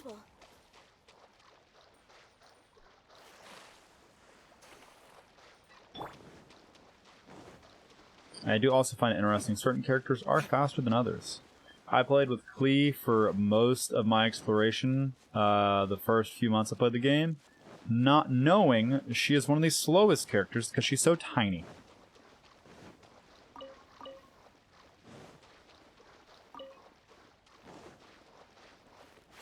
Alright, let's keep exploring the coastline. We are almost wrapped around.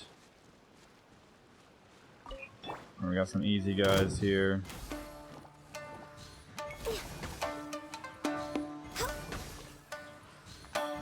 We got another one of those rock formations. Maybe we can figure out how to break it this time.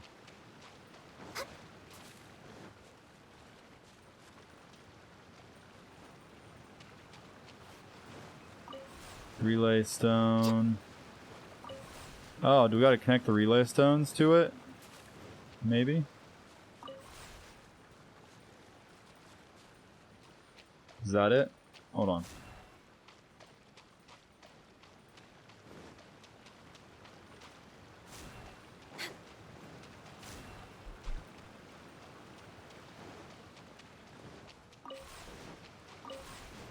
I don't know how to activate it to give off electricity.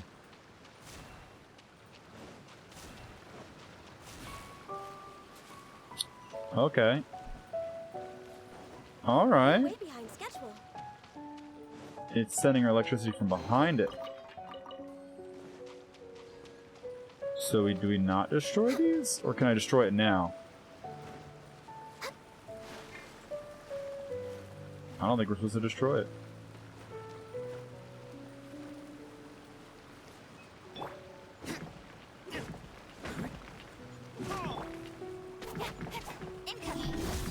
Nope. Alright, it's starting to storm outside, guys. So if I randomly disconnect, you know why. My city is known for losing power. Mr. Vendetta can vouch for me there. Though I feel like where I live specifically, it's even worse. Got some more seagrass. Some crates with some money in them. Alright, what we got here? Alright, so I can't get in there.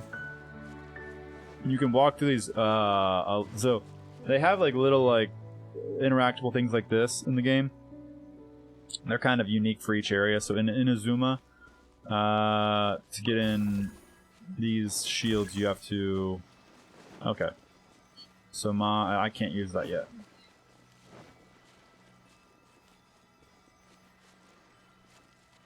So normally if I click that I can walk through those shields, but it looks like my level in this area isn't high enough.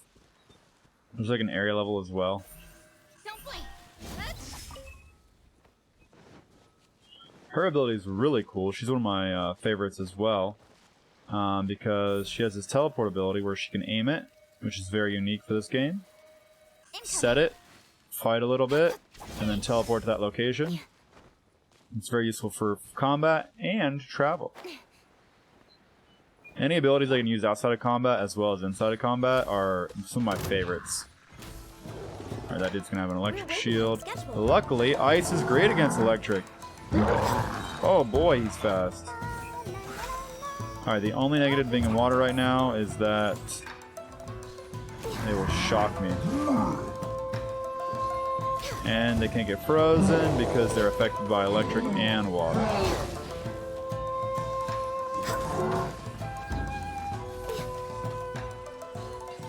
Alright, I think we're good.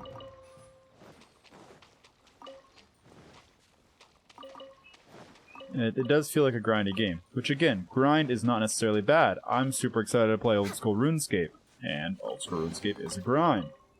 But it's how fun is that grind and what's the payoff like? And I would say it's a little imbalanced when it comes to this game. Okay, so there's a Sealy out here. The way Sealies work in this game is you just follow them to their resting place, and they normally give you, they unlock a chest or something for you. Actually, it's not their resting place, it's more like their, where they watch over, like their home. You just take them home. Alright, kill all those guys. Alright, so this guy's going over the water, so we're going to go ahead and use the boat. They added a boat in one of the events previously unlocked right before they unlocked this area. So you can kind of explore the islands a little easier than you used to. It looks like there's going to be 3 Sealy houses here. So we're going to need to find all 3. One of those is that one, I'm assuming, right there. But I can't get to yet. So more than likely, each one of these is going to give us a common chest, and then it'll like turn this one on when they're all 3 here, and it'll take me up somewhere. Yep, it's going to take me to that up there. There's the other one right there. I can see it. They're normally in the general direction that... Yeah, like, so if I use my elemental sight, yeah, see, it shows me. If you look in the... right above my webcam there, you can see the energy kind of heading that way. It shows me where they would be coming from.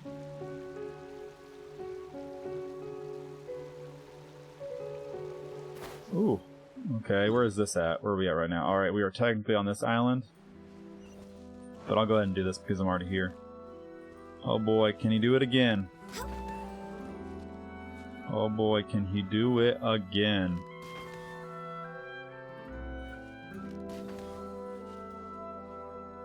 The answer is probably no.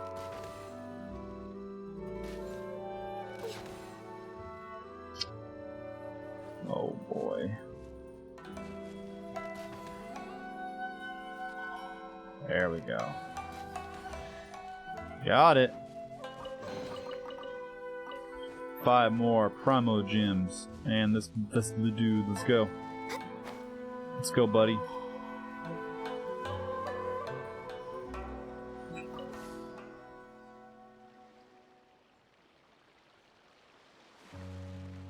Come back around.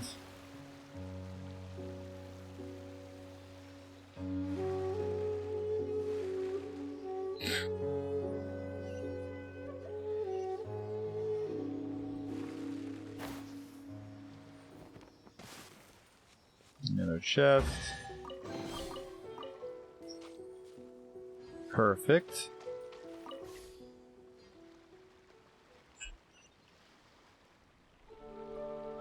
Let's go back to exploring the coastline we were exploring. Man, we're so close to unlocking that too.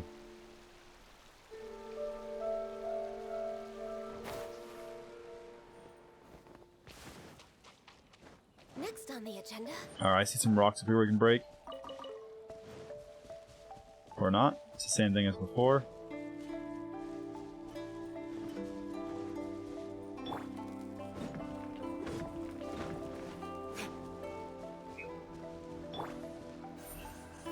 More of that material, look like that. Oh my gosh, that one was close. I still have power.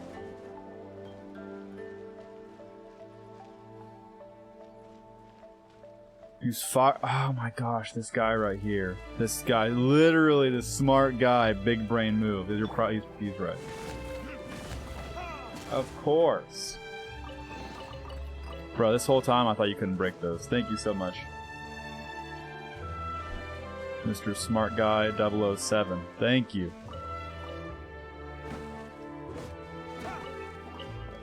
You used one earlier and I thought they might just be used for their electric.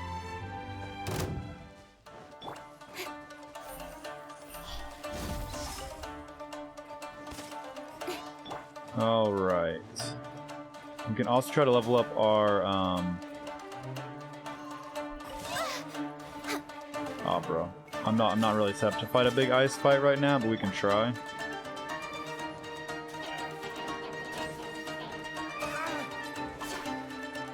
Please stop freezing me. Please stop freezing me.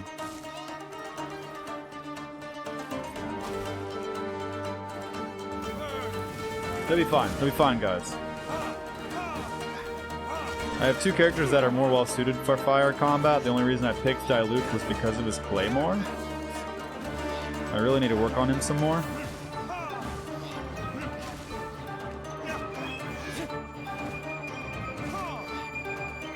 But at least you can keep him down.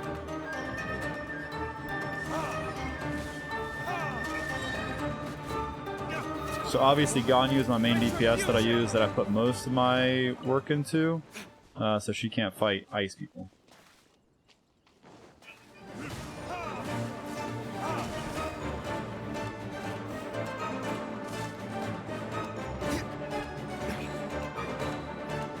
Come on.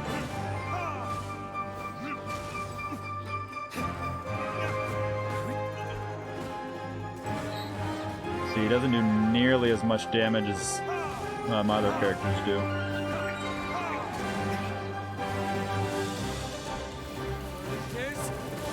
Get both of them. His shield came back, so I wanted to get rid of that.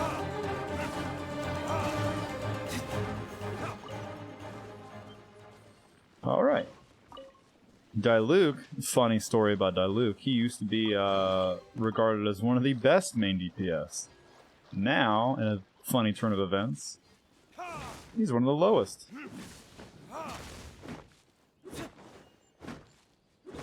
Well, not one of the lowest, but he's lower. He didn't scale as well.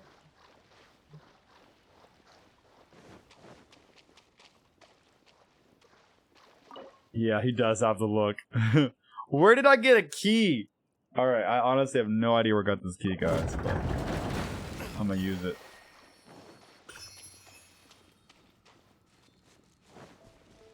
So we need to click those electro-looking things to upgrade literally the ability to go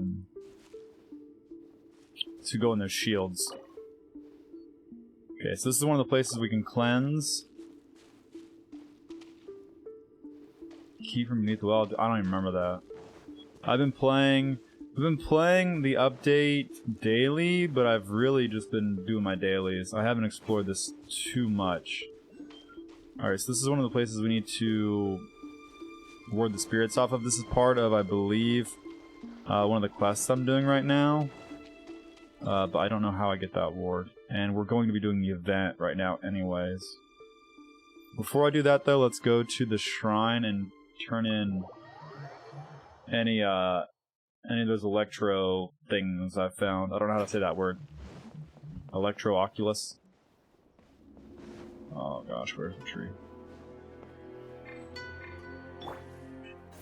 Speed of light.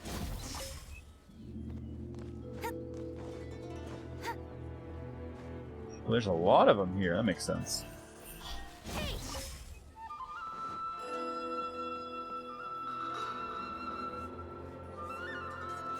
Incoming. I went into the well in Kondo Village investigating the incident of young villagers raiding government supplies under the direction of Kazara. Yes, I do remember that. I remember exploring under the well. I just couldn't remember why. I read the text, but sometimes it's a lot, and sometimes I'm getting tired. This is one of the complaints I had about the game earlier. Wait, we give sigils to this? I thought we used the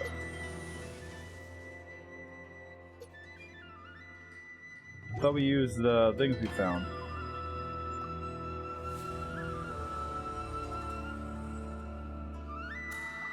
Interesting.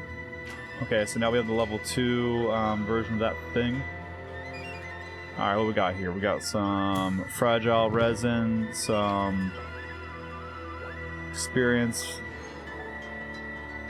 gold, 2 wishes, that's cool.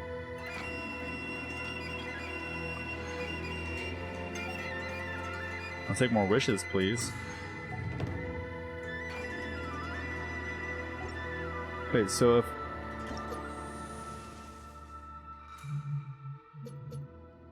Okay, so now the Electro Granas. When a character's elemental type is Electro and their elemental energy is less than or equal to 3%, it will slowly regenerate energy for them. Interesting. They're going to be really, really powerful in this area.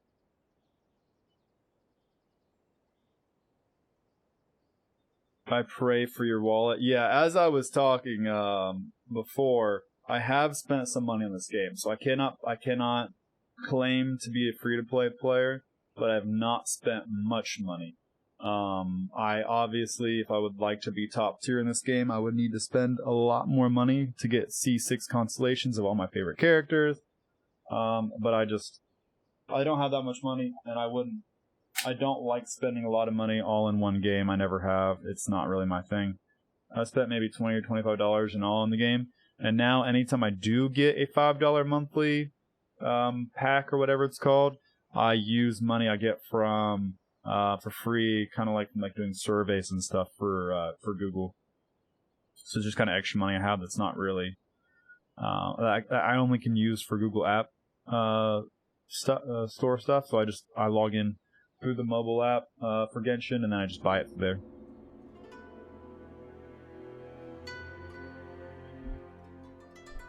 Okay, so if the sigils are used for this, what are the stupid Electra things used for?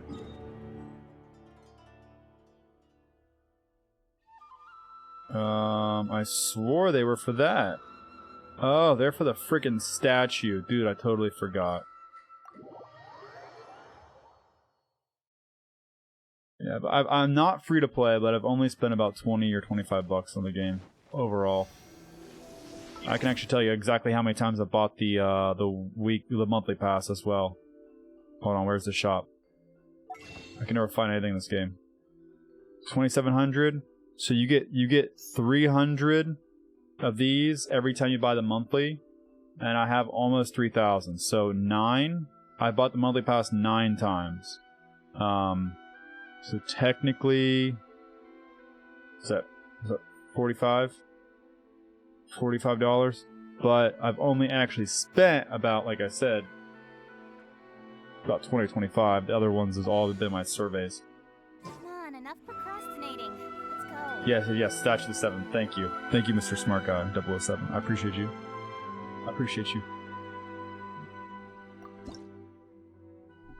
I was like, I swore I just gave him to the stupid tree, because you gave him to the tree for Dragon Spire. I forgot about this whole system, and I was upset because before, when you gave these to the statues in Mondstadt and in Liyue, you would increase your maximum stamina level. And I was super excited for Inazuma because I assumed, how dumbly of me, that trend would continue. Because if you look at my stamina, it's got 2 bars and like a little sliver. So I assumed that would help fill out that last bar. It does not. Which is really upsetting. They decided not to give us more stamina. I was really, really hoping for some more stamina. I hope they continue to find other ways to give us stamina in the future. So when we worship the statue, we get more experience, more wishes, more primogems for wishes, more Electro sigils for the tree, and you get constellation upgrades to the Traveler for the electric, because your Traveler can switch between the different elements of the statues, wind, geo before now, and now you can do electric as well. Let's go ahead and do that all for all of them. So we were at level 2 before, maybe level 8, or level 4 now. We go up 2 levels. 1 level. Only 1. That's fine. So next time we'll unlock more sigils, more primogems, more experience, and a key. Keys to some of the better chests in the area. So we might be able to do that now. Hold on, I want to see if I can do that now. And then we'll go to the event. There's so much to explore. I'm literally just trying to keep it to the coastline right now, guys.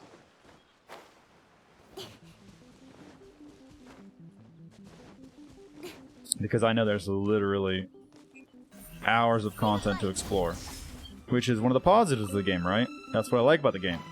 But there's only so much to explore, and it feels like they can come out with content rather regularly, yet they choose to focus on temporary content instead of permanent content, which is frustrating. Still insufficient. Okay, that's gonna be later. Oh, it shows right there. I think that's the level it needs to be. Alright, event time. One of my favorite events, ladies and gentlemen. Theater Mechanicus, I believe is how you pronounce that. Stage of Wonders. Okay, so this came out once before, and this is basically, if anyone's played a game like Orcs Must Die, I feel like it's almost exactly like Orcs Must Die. Which is such a cool concept for this game. Absolutely love it. This needs to be a permanent addition somehow as a minigame that you can play all the time with more longevity in mind. I feel like they just scratched the surface with the first one, so I'm super excited to check this out and find out if it's gotten better or if it's a rehash of the same exact thing. For those of you who don't know what Orcs Must Die is, it's basically a tower defense game where you have a character in like third person where you can run around, place the towers down yourself, and you're actually in the world instead of a normal top-down for tower defense where you're looking kind of above, put the towers down. This is, you don't do damage with your character, but you can still attack with elemental reactions and such, which is really, really cool, with the turrets as well. So let's go check it out and see if it got better or if it's just still as good as it used to be.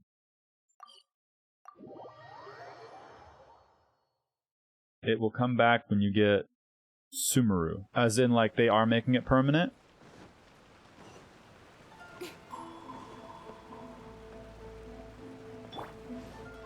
Because that would be huge in my opinion for this game. I think they need to stop shying away from permanent content and focus more on permanent content and less on this temporary stuff. I get their it feels like they're testing the water. They've been spending a year testing the water to see what kinds of content players want in the game. And whatever is reacting the best with, they're bringing back and then considering possibly even making it permanent. It will be an event of when every new nation comes. See? That frustrates me. I think they need to have more permanent content in the game. I love this minigame, event, whatever you want to call it. It's one of my favorite ones. But why is it not something you can't just go do for fun, even if there's no reward for it? And why can't there be a reward for it, you know? Why can't it be something else I choose to use my original resin on? Why can't it have its own reward system and little shop? You know, it would be, it seems like it would be really, really cool to have more things that you can choose to get on and go and do. And if so many of these events that are just events, and it's frustrating. So you know Theater Mechanicus. Ah, I see, you must have played it in Liyue before. I did. Regine told me that she promoted the game during the Lantern Rite, so it did work after all. Yes, it did. I absolutely loved it. Well, according to her, I'm a local representative of Theater Mechanicus in Inazuma. After I obtained the distribution rights, she sent me a complete set of the game and the business model that goes with it. Although it initially got confiscated by the Outlander Affairs Agency, it took me a while to get this copy of the game.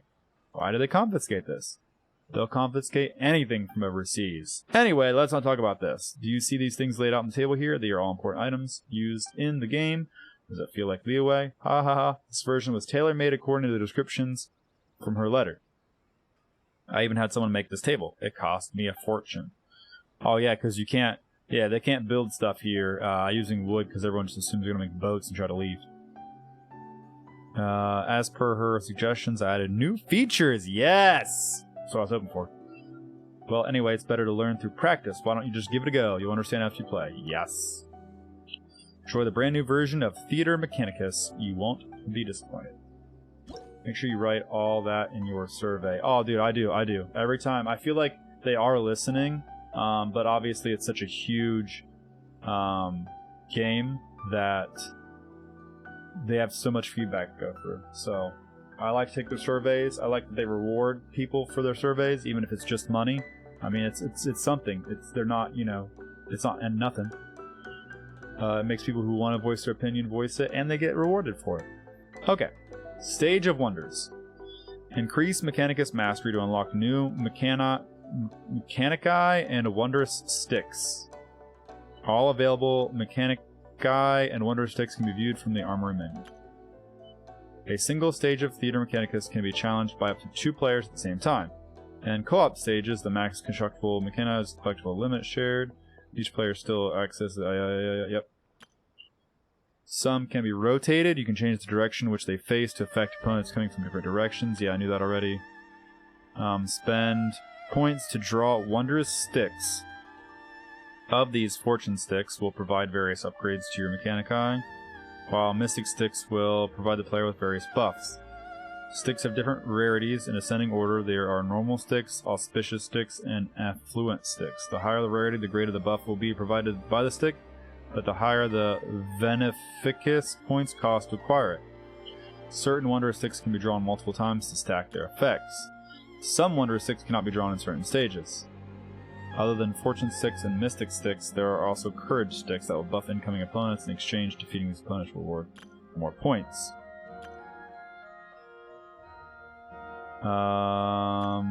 Sometimes players will draw wondrous sticks affected by ominous sticks. Okay, there's a lot of sticks going on here. These wondrous sticks cost fewer points to acquire, but upon drawing them, players may experience all manner of unpredictable consequence. After the stage begins, a constant stream of opponents will start flooding the area. Yeah. Keep moving above 0. Yep. Okay. Trial stage. I know Ganyu was good. Diluc was good for running around.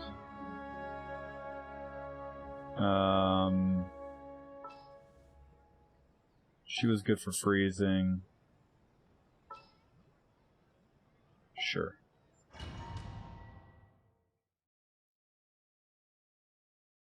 Could also have grabbed Sayu, but I don't think, oh yeah, your E should recharge. Bring a win character push. You're right. I forgot I have Jean now. Wait, what was that? Crap!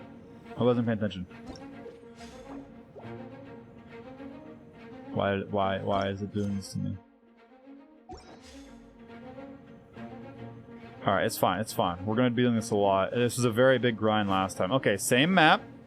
I don't like that. I wish they would have picked a different map. Hopefully they have new maps as well. I'm sorry, Dust Devil is the only construct I've unlocked right now. Okay, press T to draw a stick. Select the wondrous stick you wish to draw. Fortune stick. Headwind. Upgrade its attack, increasing its attack level by 1. Upgrades its attack speed. Upgrades its discharge attack, increasing...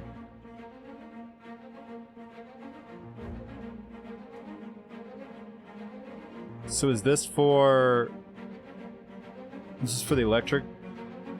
This is for the wind? Yes. Okay, yes, thank you. So I don't have the electric one yet, so that's useless. If you don't want to take any of these sticks, quick draw a new batch. Upgrade its attack. Fickle. That's fine. Ominous stick, fickle. Okay. Sure, modifies its basic attack to a wind blade that pushes opponents back, gain an attack increase, sure. How many of these can I get?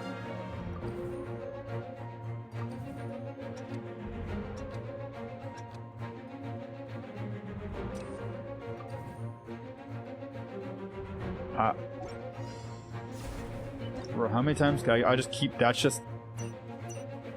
There's no just upgrading anymore. Okay. Alright, you can't just upgrade them now. You have to just... It's random. Okay. So it makes the game have a little more replayability, a little less strategy. I both like and dislike that. I like the strategy of this game. It's sad to see it, be brought... I guess it adds a little bit more of a, like a roguelite feel to it, being random. Okay. I'll give it a chance before I start criticizing it. There's obviously still the strategy of picking the right sticks, re-rolling at the right time, and selecting the right towers to put down.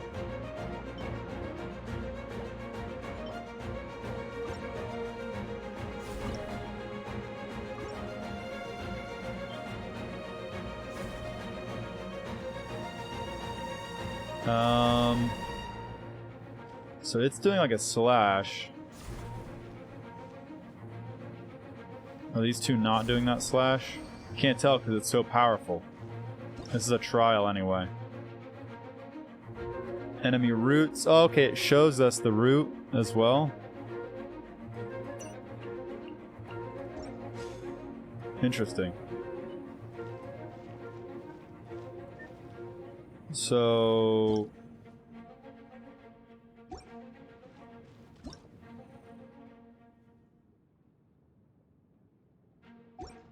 is it different for all these? No, it's not.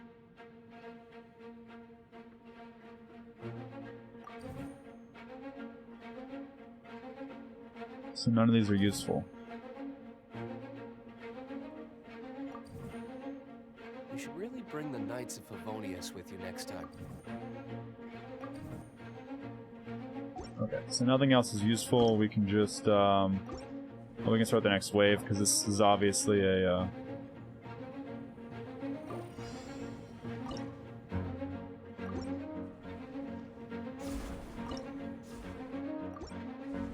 this is just like a tutorial level, so it's super easy.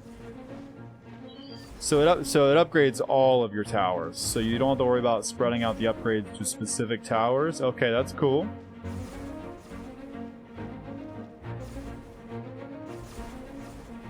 So they all have that ability. Okay. Mechanicus Mastery. Okay. Interesting. It feels like they made some good changes for the better. Yes, let's do it. Okay, so that was the tutorial level. Mastery. Okay, at Mastery level 2, we get more initial points.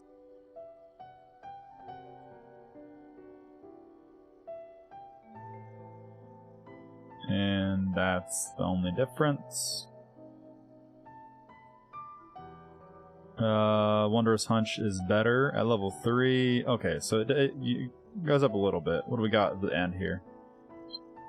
Way more starting points, more integrity for our portal, one more stick to choose from. Redraws always cost 50, so I don't know why that's an option. Overflowing Fortune and 5 free draws. And we just get better as we play more. Okay, that's not bad. I like that. Okay, introduction to all the different Mechanicuses. Interesting. They all have the same base damage, but different attack speeds for this one. So it's a little more easy to understand which ones do what amount of damage. So right off the bat, you can see... so the fire does AoE damage, so it has a slow attack. Okay, so it's making it a little more easier to see. You get all of them right off the bat. You used to have to unlock them kind of slowly. Okay, you don't have these ones down here, though. Crack Shot deals physical damage. Charity gives... okay, their movement decrease, speed, and you gain extra points when you kill them inside of Charity's range. Okay, what do we got here? Wondrous Sticks overview. Courage Sticks. So we can kind of read through the sticks so we know what they are ahead of time, so we can kind of get a game plan going. You do not have Mystic Sticks yet. Fortune Sticks.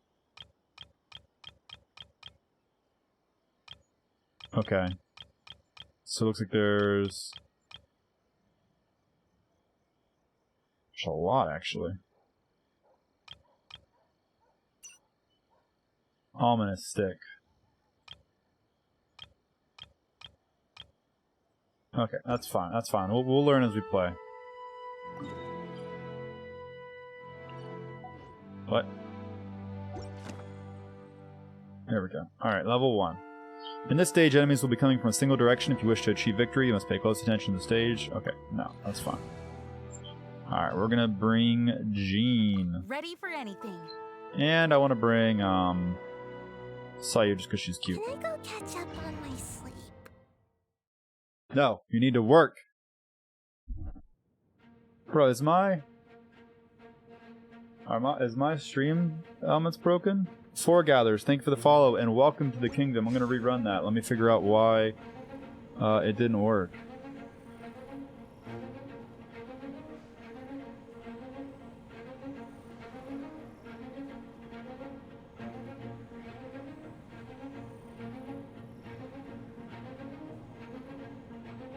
I apologize.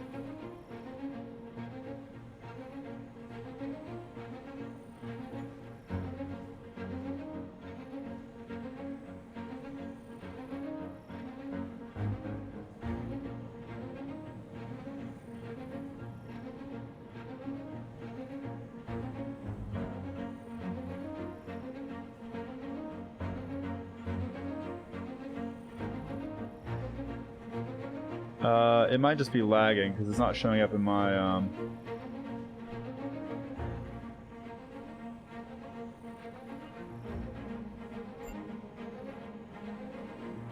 my notifications yet.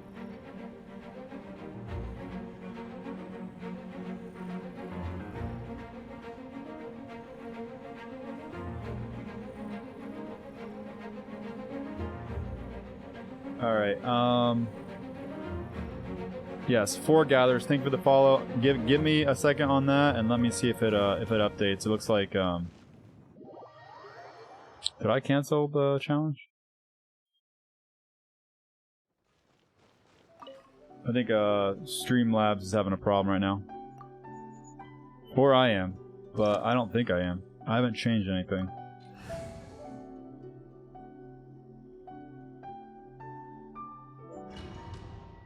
But either way, thank you for the follow. I appreciate it. Okay, Ruin Guard's the last enemy. I don't really know. It's going to be super easy. That stuff seems like it was interesting to know. Hold on. Complete it while losing no more than this integrity. Clear at least 4 stages. Successfully complete. Having at least 5 ominous sticks or 5 courage sticks. Gain a total of 18,880 points. Complete without selecting a single affluence stick. That seems hard. Complete the final round within 60 seconds. Alright, same thing, and we know they're only coming from up here, so we might as well build up front. Alright, we'll do...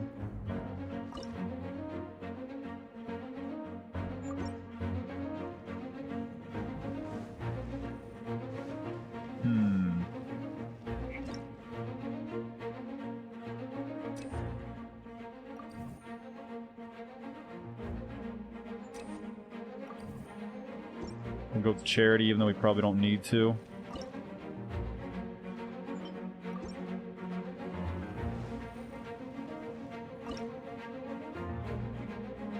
See what else can we get. So charity will slow them down and give us more money when they die in that area. And we got to upgrade to how big it was. Okay, we got to upgrade for water. Sure. So we'll put a water one down.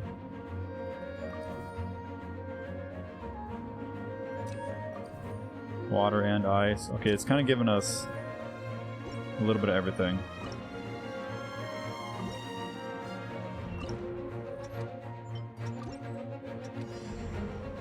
Okay, I just need a few more points and then I can spawn an ice one in too.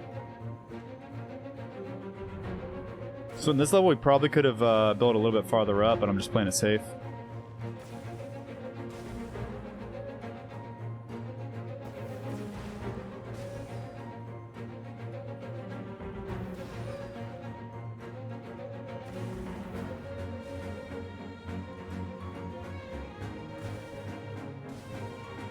Okay, got plenty of money now.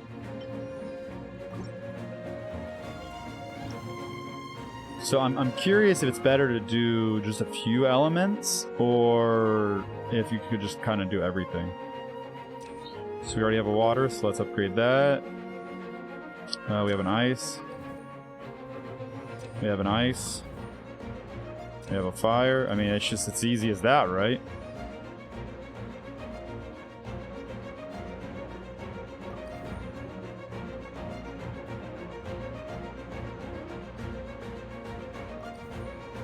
I do hope the Knights of Favonius are all working hard. Wind blade for the wind one. No, let's go. On hit, glacial bloom's basic attack will cause an icy explosion. Sure.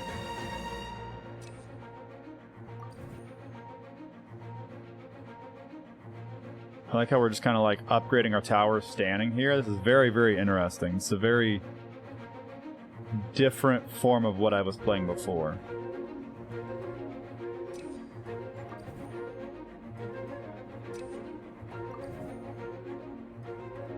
Okay, so we upgraded them a bunch. It seems pretty easy, obviously. Okay, wave 1. Now we're going to have Hilichurls and Hydro Samichurls.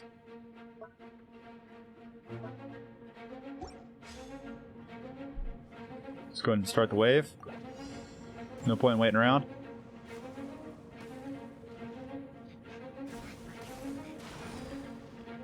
Yeah, come on, kill him. Perfect. I'm hoping to get a good upgrade for one of these like we did with our wind.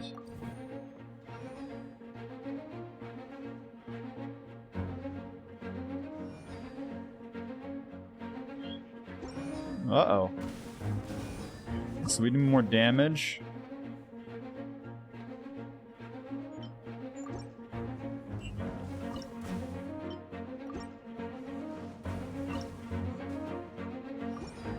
I think ice attacks faster. Oh boy, oh boy.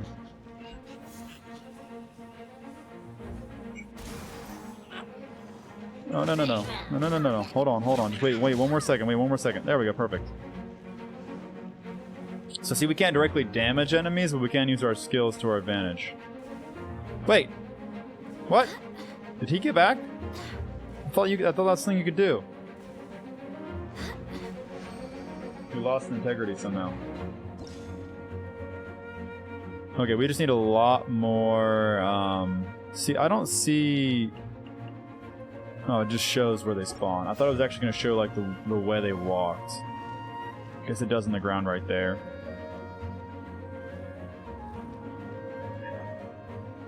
I'll check my Streamlabs one more time.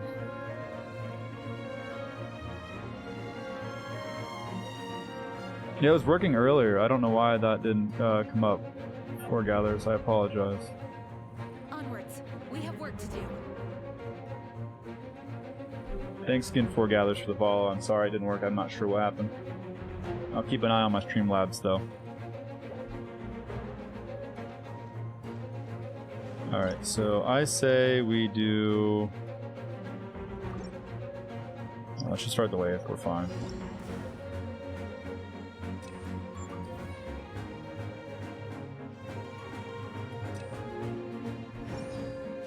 Okay, these guys are, like, really getting by.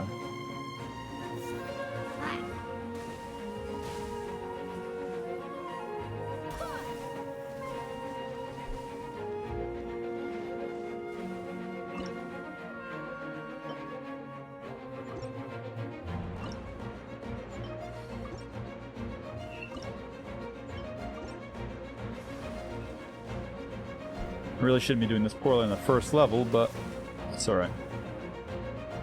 So if I grab this dude, I'm gonna try testing throwing him off, see if that actually worked or not.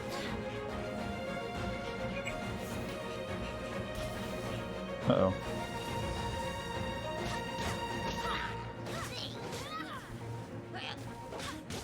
So if there's only like one enemy, we can normally do this. Kind of hold him in place for the towers to kind of pick him off.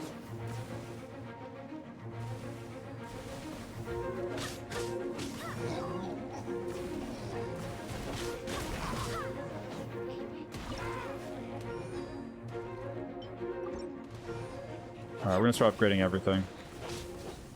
It doesn't seem like that's a good strategy.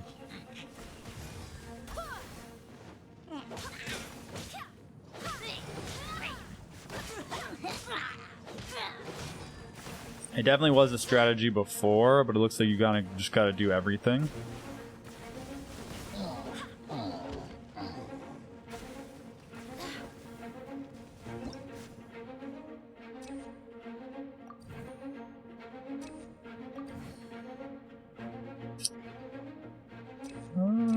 Yeah, increase the AoE again.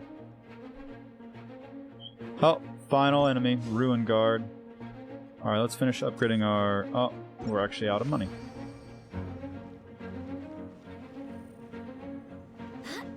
It's fine. It's fine. Can't be that bad.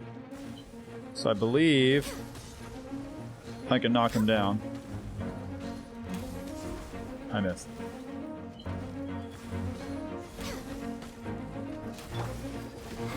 I think I'll freeze him though.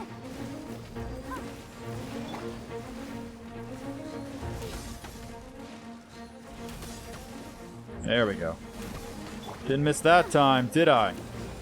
Wait, who just healed him?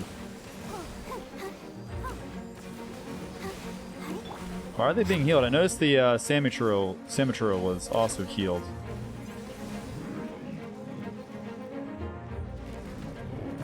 Wait. There's 3 of them? Oh boy.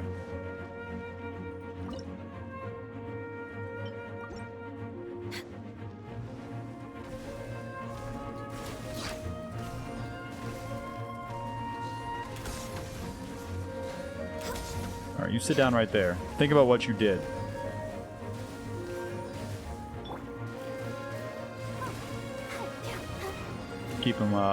Keep water on him just so all the other attacks are doing more damage.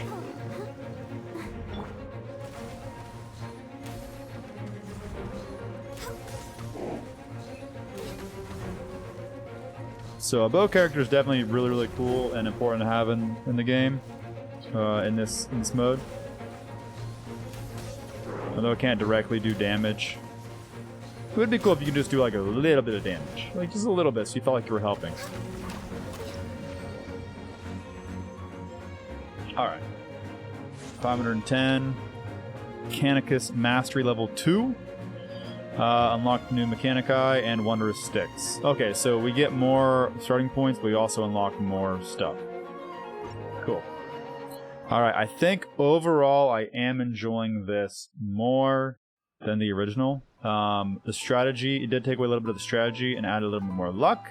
That's not necessarily a bad thing, though. I don't think that's a bad thing. Okay, stage 2, it looks like they spawn from 2 different areas. They split and they move towards the same general area. So if we build all our defenses right here, it should be fine. This is actually the first level from the original one.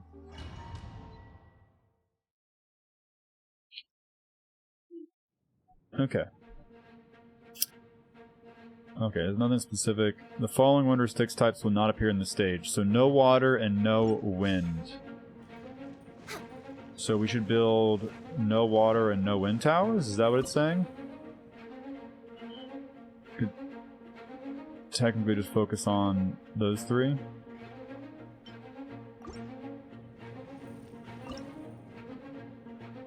We can do fire...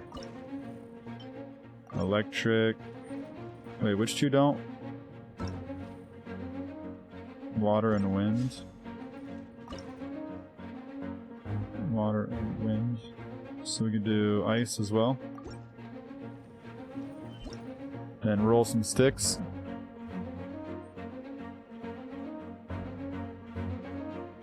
Allows to attack opponents further away. No, we're gonna focus on damage, not range. Okay, Silver Lining. Furious Discharge gains a new ability. Periodically unleashes a lightning strike, dealing AoE electro damage, gaining a temporary elemental mastery increase based on member enemies hit. We'll do that.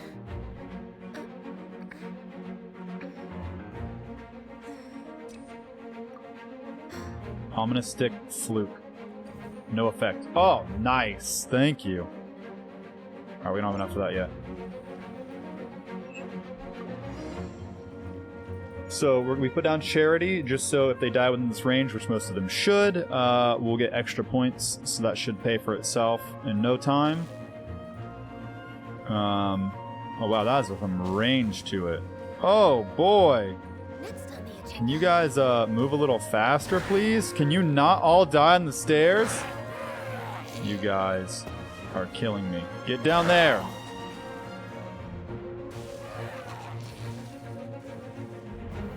Towers had a little more range than I thought they did.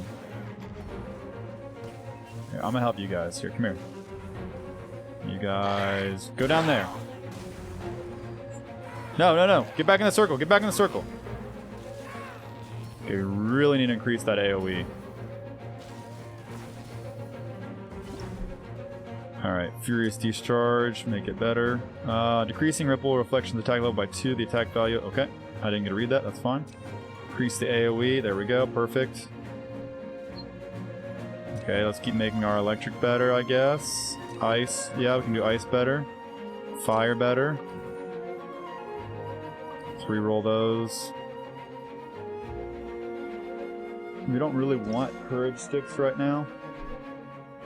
We want to learn the game first. The courage sticks make it harder but give you a reward for doing them. Oh, okay, it says what enemies are coming from each area. We shouldn't stay here. Okay, one additional target, that's powerful. Increase its attack speed, yep, sure. Increase its basic attack AoE, yes. Please. Oh man. I'm scared of that Fickle. We're going to reroll.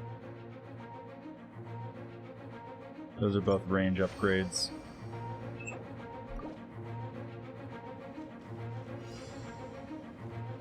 I'm curious if more towers or less. Like, I'm doing like a upgrade build.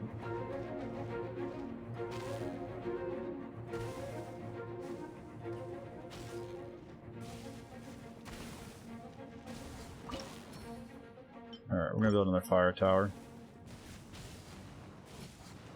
Because it seems like there's a lot of basic enemies. So AoE is gonna be important. Obviously the electric one does AoE damage now, so it's pretty good.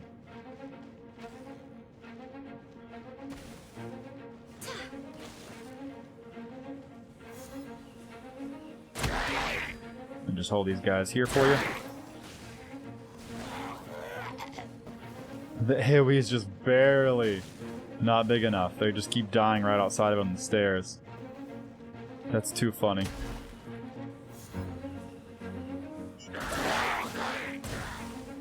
I feel like they just get destroyed the minute I put them within the range of the electric.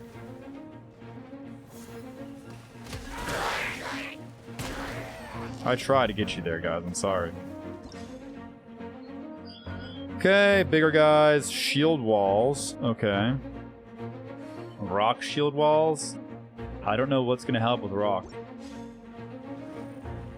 I don't know what element helps with rock shield walls. I don't think an element does. Binding? Bro, I didn't see binding before. What's binding? When an opponent passes by, binding explodes, imprisoning one of the opponents it hits for 3 seconds. After its effects are triggered, it will be destroyed? Okay, that's useless. Not useless, but not super impressive. When an opponent approaches it, it will knock all opponents within its AoE away from itself. Once its effects are triggered, it will go on cooldown. Okay, so just get knocked away. I could see uses for that. Alright, let's get some more sticks, see if we upgrade anything really, really good. Ice? No, electric.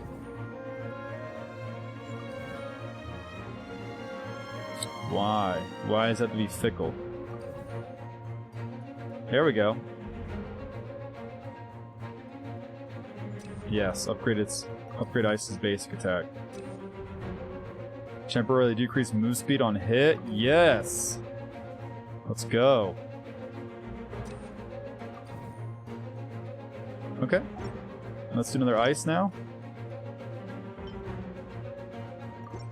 On this side. Then we're going to do an electric on this side. And nice on this side. I don't think I have enough for that. Dang, it's hitting them when they spawn. I'm gonna stand here. If they make it to me, I'm just gonna grab them.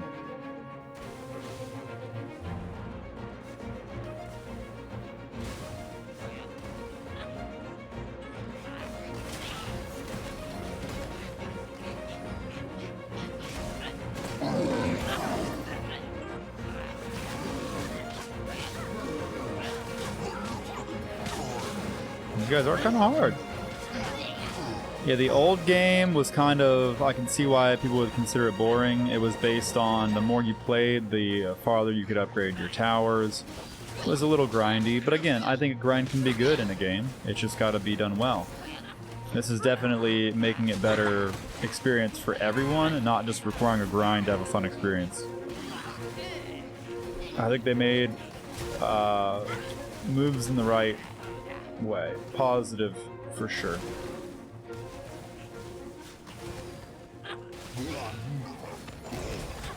Oh yeah, I can break the shields with my claymore, dude. Which I did not. Oh yeah, I saw you. That's what it is. So I'm supposed to break the shields. Okay, axe dudes. Should be easy. Range. Ooh, modifies Inferno's basic attack to higher damage flares that descend from the skies. Yes. Let's go, dude. Wait, can I do that again?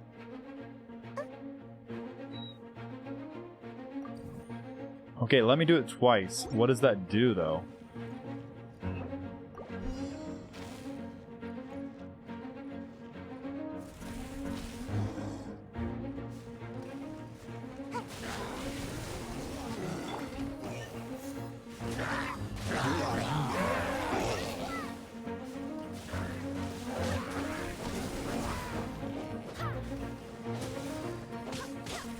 Whoa, hold on there, buddy. Hold on there, buddy.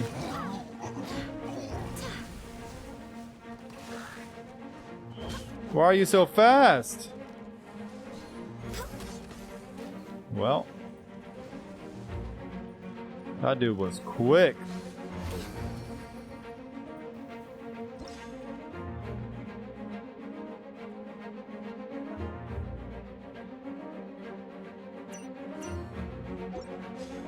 Okay, we lost 2 integrity, that's okay. I'm curious if stacking up that actually helped us or not. I feel like fire and electric are doing the most work right now. And I feel like I just don't have enough towers out.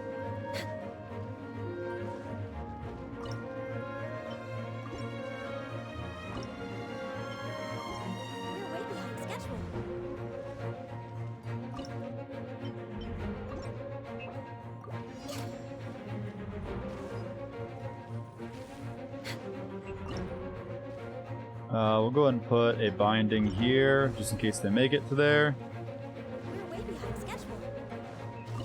And one right here.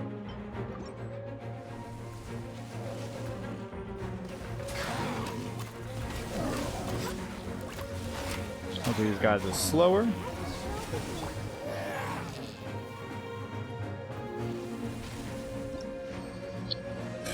That level 3 was harder than the last level. We just like stomped them.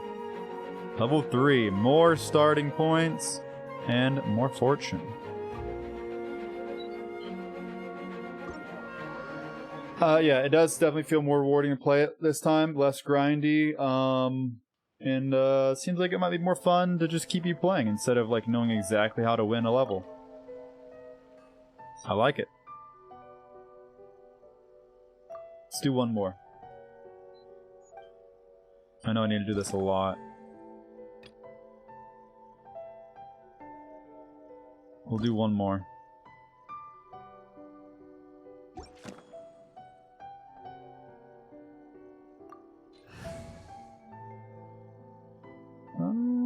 This seems actually good. Technically I can use her water and her freezing to freeze an enemy if they get past me again. I just wasn't expecting it, honestly.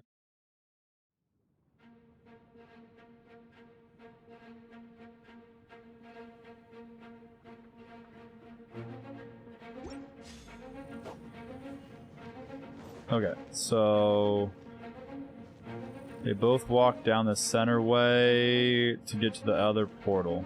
So we can put everything in the middle. It'll be fine. Right? Is there anything that we can't get? Okay, no water, no electric.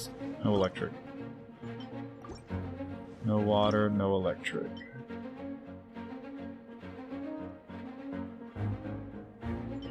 So fire, ice, wind.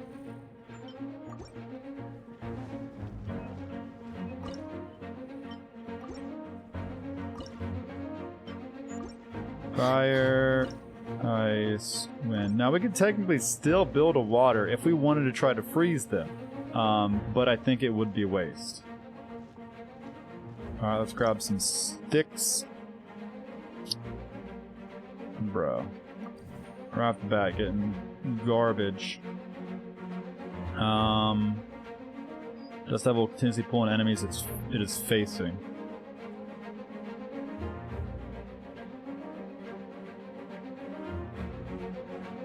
Interesting. That would actually not be useful in this one because I'm either pulling them towards where they need to be or away. It depends on the enemy. That could be really good.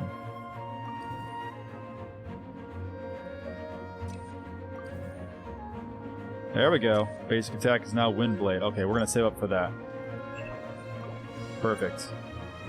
That Wind Blade was dope. Alright, got some basic enemies from both sides. How do I rotate?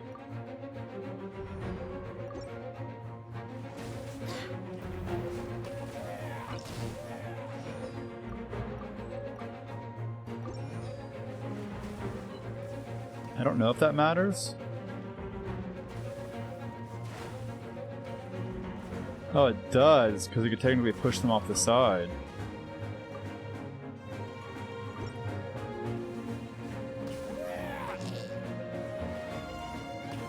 No, we're gonna get the wind blades. We want it to face the right way.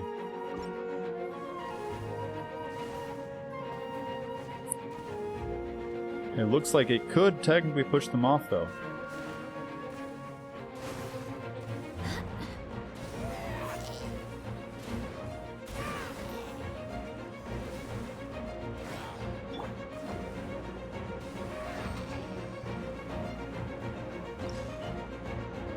Alright, cool. Let's go and upgrade it to Windblade. Siege. When Veneficus Mechani trigger Superconduct, they will decrease opponent's physical res by an additional... That's cool. If we had a physical damage build, that seems really, really good.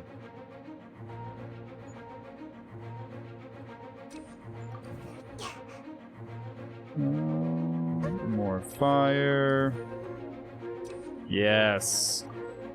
Okay, we'll save up for that one.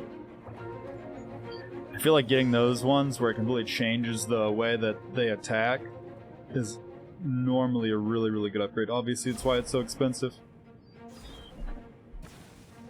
Okay, interesting. They're using their shields to block. But we have fire, which is going to burn the shields up.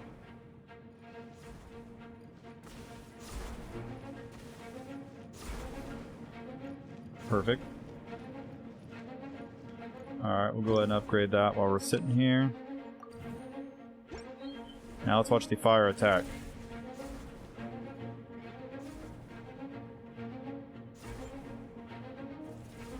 It doesn't look as devastating as I expected it. Still really good.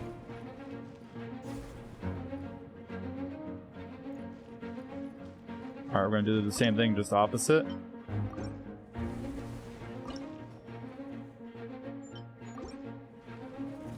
We want as many elemental reactions as possible. Is it optimal? Probably not. Is it pretty looking? Yeah.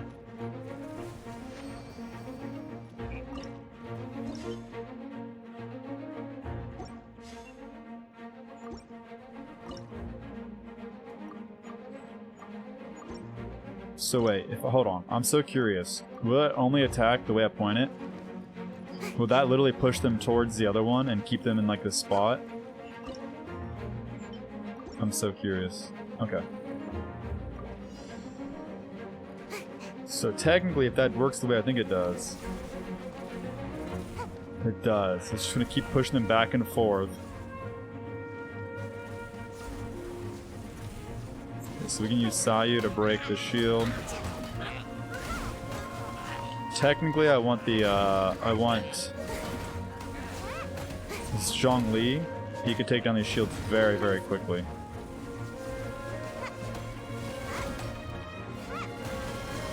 So next time I'll bring Zhongli instead of Barbara. Actually, Zhongli instead of Sayu. As cute as Sayu is.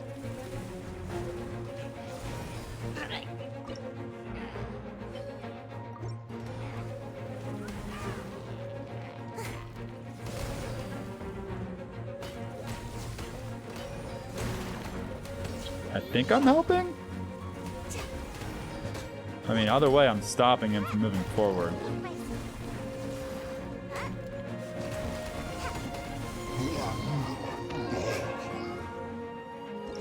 Okay, we're gonna go ahead and start this one, and then I'm gonna upgrade it while we're in the middle of a wave.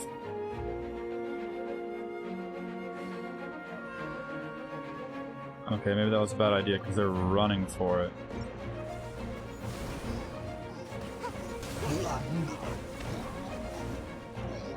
They are running.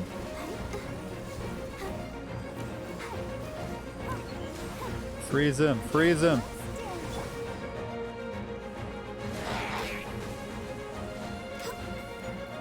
No! So fast. Those ones are so fast. That's insane. Only lost the one. If I would upgrade before, it would have been fine. That's my bad. Starting this wave, earn 500 each wave. That's cool. Restore fire integrity. I'm down. Fire. Yep. Let's do more fire damage. Yep.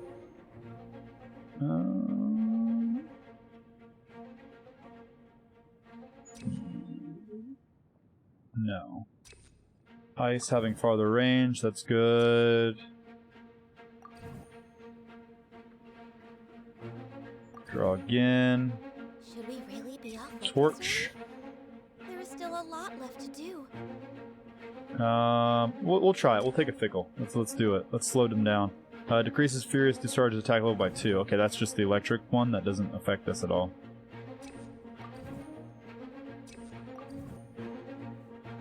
Crack Shot. We're not using Crack Shot.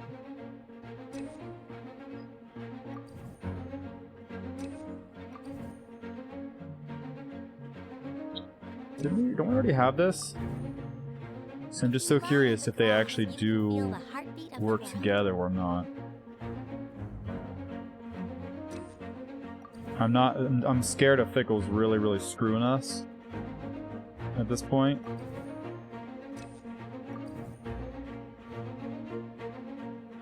Okay, which one do I pick here? Interesting. Perfect. Next on the agenda. Alright. This should be an easy level. It's the fast guys again.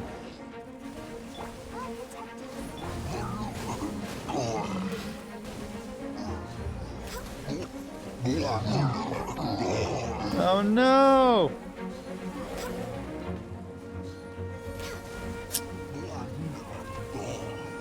Interesting.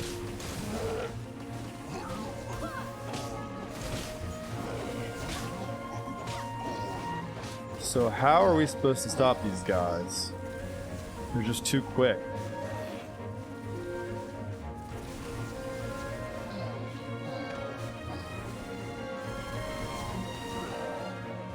I'm trying to think for future rounds what we can do to slow down those guys.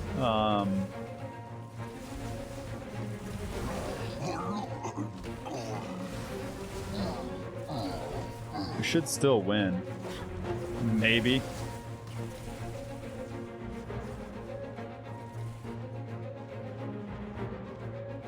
See, that was a harder last wave than the big boss dudes. Those are so easy to deal with.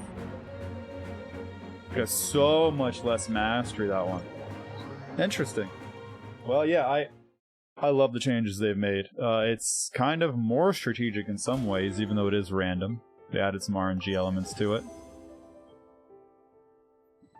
Alright, let's go fight a world boss and use some of my original resin. So on the map here you can see how much resin you have. You can hold up to 160. It replenishes about every 7 minutes-ish, or 10 minutes, something like that. So you can go pretty much the full day before it replenishes. I'm going to teleport to this custom teleport I built, and we're going to go up here into this portal. And this is going to take us to the boss I'm currently been fighting to help get upgrades for Ayaka, my new ice character. Yeah, it's fine. I was like, technically I don't have a battle party with me.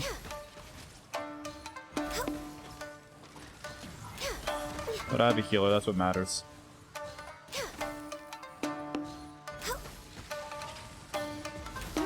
So this dude is... oh gosh, I need to get behind him for that attack. The Perpetual Mechanical Array, so he can kind of transform into different things. There's a lot of different bosses like this guy. Of the different elements. This one is just the one that has actually no element. So he doesn't have any specific weaknesses or strengths. And he's mechanical, so he can transform into all kinds of different things. Alright, this is the part where he gets 4 little minions. You gotta target whichever one has the health pole, which is this one right here. It changes every time. No. Okay. That was actually my fault.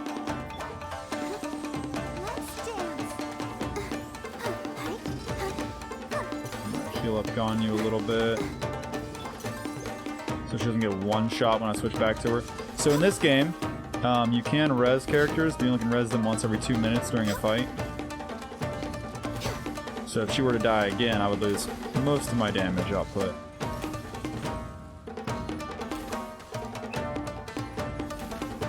So I literally just over and over and over, we're just doing our main charge attack. Hoping for crits. My crit is not that great, especially without a second ice character. I rely on that a lot for my build. There we go. Now you can fight world bosses whenever you want, which in my opinion is one of the best part about world bosses. You can join up with a friend, go fight a world boss for fun, just to see, you know, you could learn from the fight, you could do it for fun to show off like your characters, you could test new builds, and then it's like, hey, if you have some of that original resin, you can touch this blossom here, and then you get the rewards for the boss. But you don't have to. That's how these things should be looked at. They should add more permanent content to the game. You can choose to go do whenever, even if it doesn't reward you. And then at the end, it's like, hey, you can collect your reward if you have the resin or whatever to do so. Like, why that's not more important, I'm not sure. So, like, the Theater Mechanicus, it's going to go away. It just came out today, but it's going to go away in 2 weeks. So after 2 weeks, this will be the second time they've done it, but the second time they've done it in a year. So it's like, it's a couple weeks a year that you get to try this. That just seems weird for such a whole large amount of content. And just like any event, you'll just play it a bunch. You'll get a bunch of these little tokens here, and then you can spend those on normally more than just this, but it looks like there's some Primo Gems, some different scrolls, some money, and some experience. Okay, so we got 60 for that, 60 for spending a total of 20,000 points, 120 for spending a total of 50,000.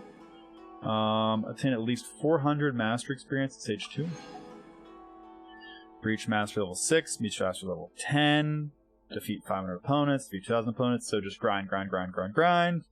Complete a stage on difficulty 55 or above without building more than 12 mechani. Complete stage 7 while losing less than 15 integrity. Stage 9 with less than 15 integrity. Obtain at least 400 mastery in stage 4, 400 in stage 6, 8, 10. So if you can obtain at least 400... Okay, so this is kind of cool. So normally, the special thing you get, the name card style, so this goes behind your name when people look at you. They're unique for each event, if they have one. Normally it's just like, complete the event, you get this thing, if you do everything. This one's kind of gated behind a little bit of difficulty, which I enjoy. I think that everyone should be able to do the entire event as long as they play the game. But this is like, you gotta at least try a little bit. You can't just do it. All right, so that is oh wait, we got those tokens. We can spend them. Let's go ahead and do that. So we can buy 7 times 60 Primo Gems. Can we get all those? So, nope. We need 100 more to buy the rest of those. Primo Gems are obviously going to be the thing you want to buy first. And then what you need from here is what you need. It's up to you.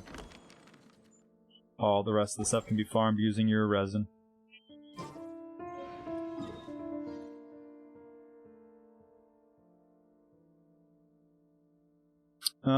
Okay, so we have more resin to use.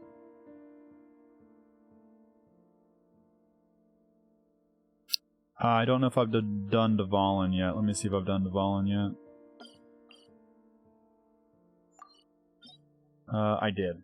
Okay, so there's weekly bosses as well. But I normally stay pretty on top of doing those. You can fight them as much as you want, again, but to collect the reward, you need to have enough resin, and you only can collect reward from a weekly boss. You guessed it, once a week. Good job, chat. I'm proud of you.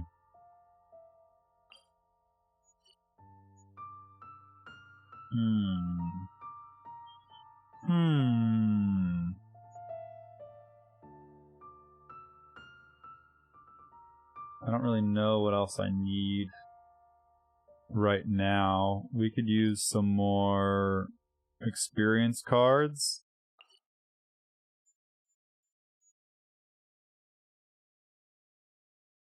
So I think I have enough from the boss now to level her all the way. Really, I just need those blossoms and the guards from the samurai dudes. Here, let's go back. Let's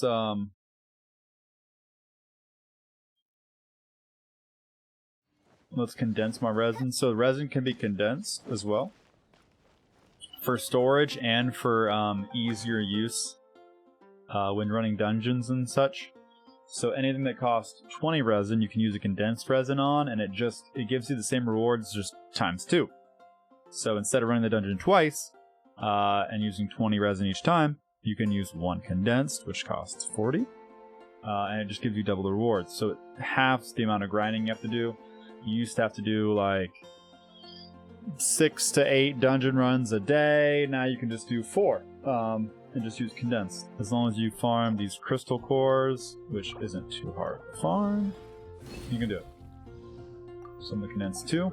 That's all I can condense right now.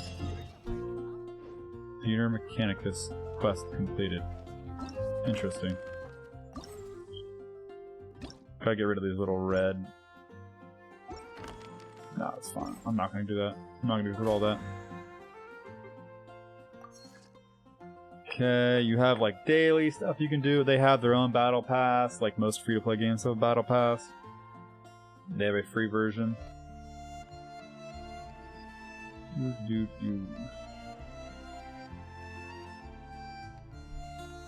They have weekly missions and special ones just for this BP period, for this battle pass period.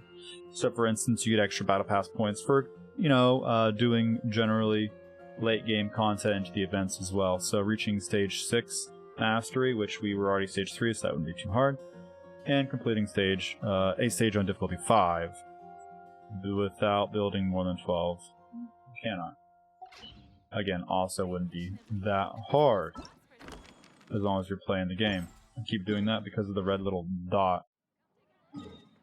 Alright, let's go to... We're just going to go use our condensed resin on the Leyline Outcrop, Blossom of Revelation. This will give us those experience cards I was showing you guys earlier.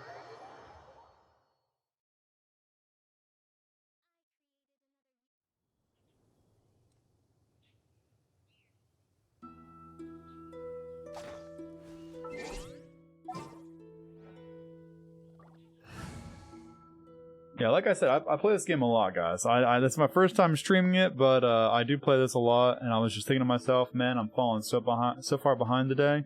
I'd already done my dailies, but I was like, I really should explore that region, and I haven't had the time to do it, and I was like, I'll just stream it.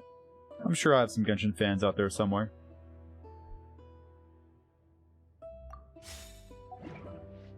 Not really a battle party, but oh well. Defeat the monsters and save Jack. Okay, so there are some, like, it feels weird. There's these random events that happen in the world that are like, save this person, and then you can see it was very, very easy. There's only a few, and they don't really seem to do much for you.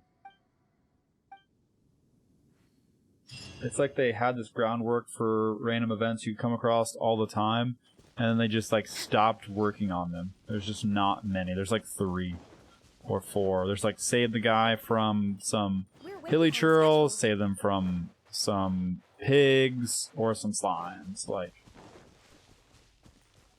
And it's really that simple. It's really what it is.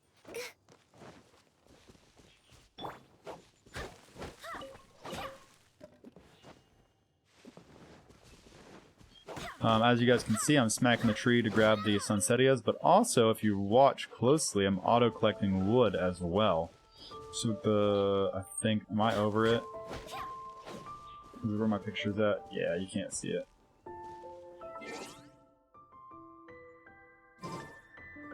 So when I smack a tree, depending on the tree type, you see the little wood in the ground, you can see obtain fir wood. So you can collect wood for building furniture at your house. Okay. Crap, I keep forgetting where we're going.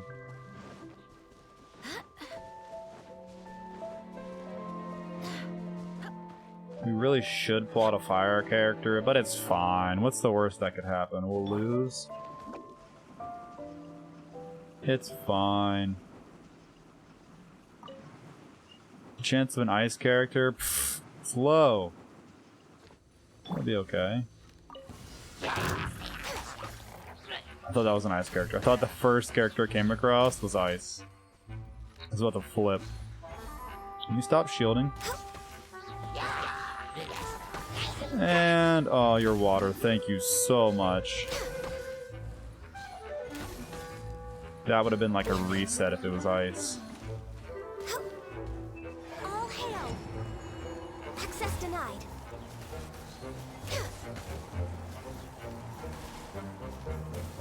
Stop. Okay. So once you clear it, you can pick up your scraps, which again I believe should be auto-collected, but that's fine. Not auto-collected completely, but by running near them. And then you can collect the Leyline Blossom. You can use normal or condensed resin. And I believe you get friendship experience for everything you do that requires resin. So that's why you're going to see me switching to my friendship team, just because I'm trying to build friendship on them, because I don't use them in combat. Yeah, so you can use original resin, which will use 20, or you can use condensed resin, which, as you guys saw when we crafted it, was 40, so give us double the reward. And it's faster, so we don't have to fight them so much. So from that one, we got 9 hero wits, which is, what'd I say, like 100,000 experience for 5, so almost 200,000 experience for fighting those 7 dudes. Leveling up characters is not hard, it's time consuming. Not in the aspect of grinding away at the game, like say a game like RuneScape, but just real life time. You're gonna have to wait to get more resin to do more runs. And then you need large amounts of gold to level up those characters using those books. So you'll need to farm gold as well the same way.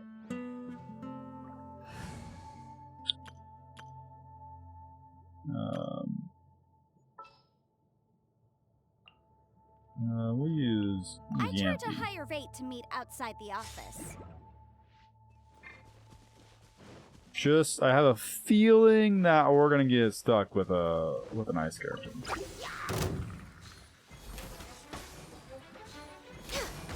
Maybe not. Electric characters, electric slimes. It's good news. There are some ice characters there, but they take ice damage still. The ice Elytra still take ice damage, so I can kill them.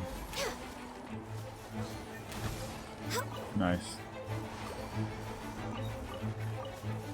Use our last condense, and just like that, we're all done. Next on the agenda. Alright, we could explore some more, but honestly, I want to do more of the Theater Mechanicus. I want to get farther in that event, because obviously it's a timed event. I can explore this literally whenever, but I only can do Theater Mechanicus for the next 2 weeks. So let's go farm that a little bit more, since I only have 45 minutes left anyway, guys. Oh, bro, where'd she go? Oh, she's behind me.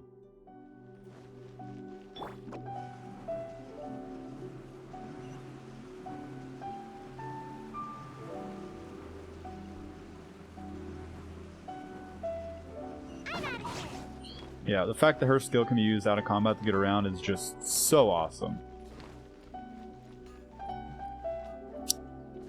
There we go. I was like, did I run the wrong way again? Come, try your hand at Theater Mechanica. Theater Mechanica is what she said. She didn't say Mechanicus, she said Mechanica. Theater Mechanica. Okay, so we got 2 portals again. 1 portal here, 1 portal... Oh, I hate this one. Wait. No, this one's different. There was not a portal here before. Oh yeah, it was here. It was here. Alright, so we gotta do well. We gotta do well on this one. I said I was gonna bring Song Lee. Nice. And then Barbara didn't seem... Man, Barbara is useful. It's fine. Actually, I feel like Jean is useful in the smaller characters, and those are the characters I don't really need help with. No, I don't need her. I don't need her. I'm trying to convince myself I need her. And I don't. I don't, guys. I don't.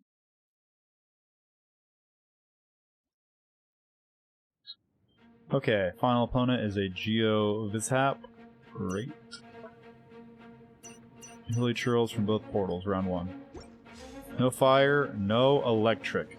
Easy game. Next on the agenda. So there's no portal up here yet, but there will be, I believe is what it's saying. Oh, no. Okay, they come down here, and they go either in there or in there. Yeah. I remember now. So they both have to cross this... Wait. Yes, this area right here and this area right here. Okay, so we can't do... Well, we don't really need to do fire or electric. So water... So we're going to be freezing them a lot. Which normally is pretty powerful.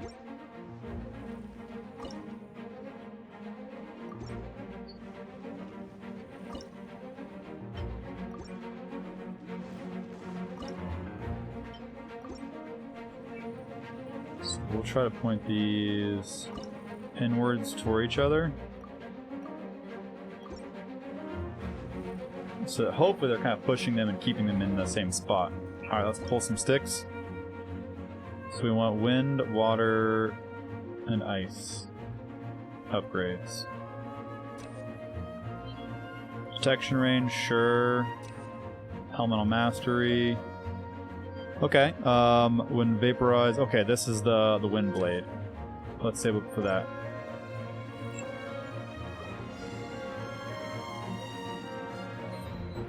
First level, normally pretty simple, especially on a slightly more complex map like this.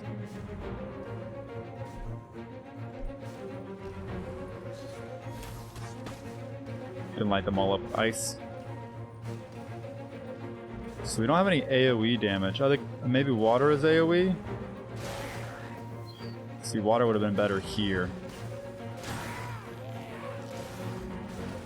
Okay, I put the water and the ice on the wrong sides. How much do I get? Dismantle it. Mostly all of it back. Water. Ice. So the water's range is AoE right around the bottom of it, and as you can see, the enemies are kind of turning right where they're at on both of these sides. So a little 400 there. Shouldn't kill us. Increases ice's attack level, sure. Wind and triggers vaporize. We don't have fire, so it's not going to be triggering vaporize. Next wave, tournaments will lose an additional 1 integrity when opponents reach it, but defeating opponents rewards 10% more. Yeah, sure. With that being said, we can also do a charity here.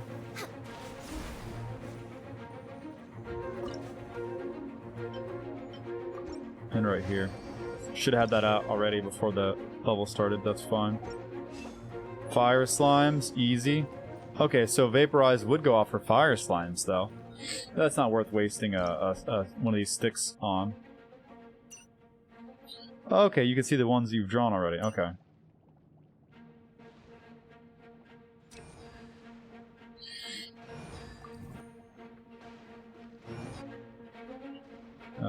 Tournaments lose additional... Sure.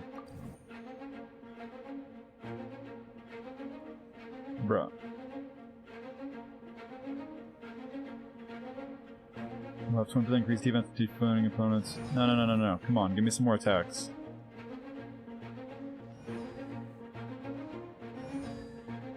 Will pull in enemies they are facing. Sure. Increases Inferno's attack. Perfect. Useless to us. Ice. Quick Frost. Yes.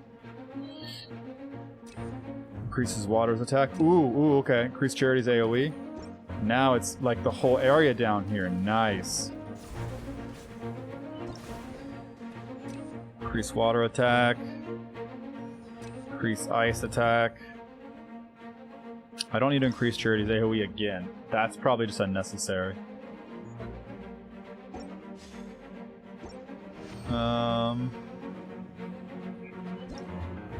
See what else we can get real quick. Movement speed. Next wave. No. See, the Fickles are killing me. Increases their attack speed. I'd rather just spend the 200 and not have a Fickle. It's so nice to de-stress.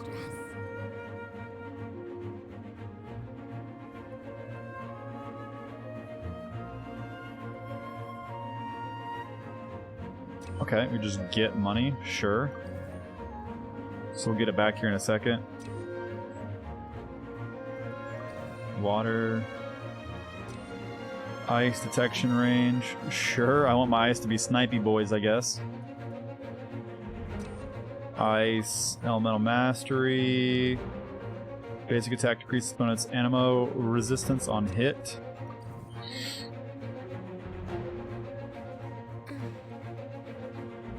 Draw again.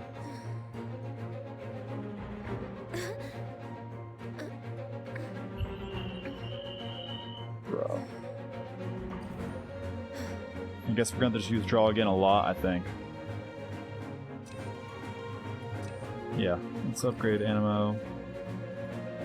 Rippling Reflections gains a new ability. Periodically release a mist bubble that tracks opponents, imprisoning them. Yes, the old one used to have that. I was wondering where that was at. They give you plenty of prep time to go through those sticks, though, which is nice. I feel like that's going to add more to the group play, too. Nice, nice. Those guys were fast boys.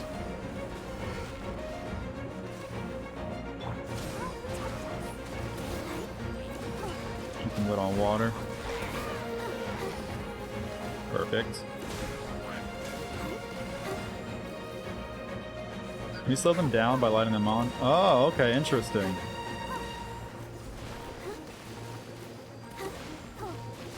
So lighting them up with water slows them down. Those really, really fast ones. Making our characters more useful than they were in the last one.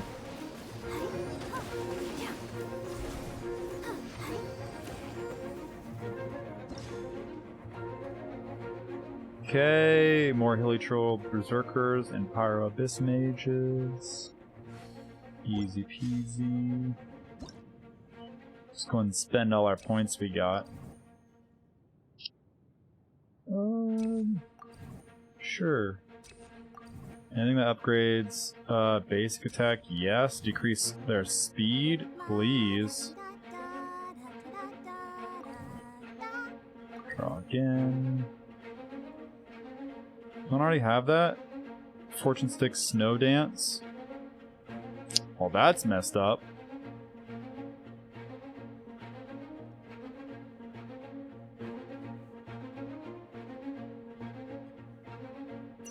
Maybe not. Upgrades Glacial Blooms, basic attack. Temporarily decrease movement speed by 25% per 5 seconds. Hold on, let's see if it goes up more. 25% per 5 seconds. 50% for 5 seconds. Dang, it does stack. Okay.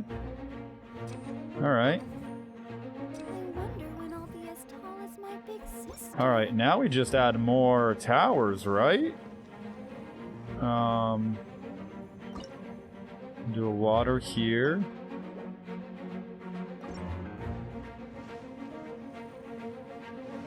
Oh wow, I don't have much more room to build over here, so let's do ice over here.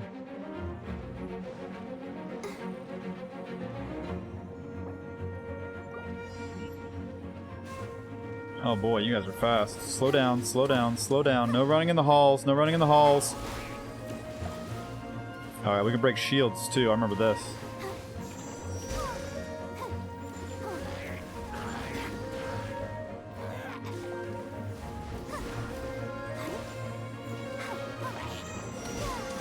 Actually doing way less damage to the shields than we did before.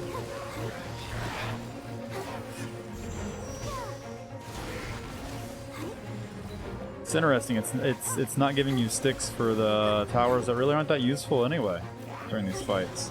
Electric wouldn't have been bad, but it's not necessarily great. I know it would be good with all the fire enemies, but the fire towers would not have been good in this scenario. Okay, that guy. Oh, he's powered up. They're going real slow. Is that the ice? Is that the ice slowing them down by 50%? That's so good. Wait, wait, wait, wait! Is he going away or was he going towards it? Oh, thank gosh. That scared the crap out of me. We almost pushed him into the portal.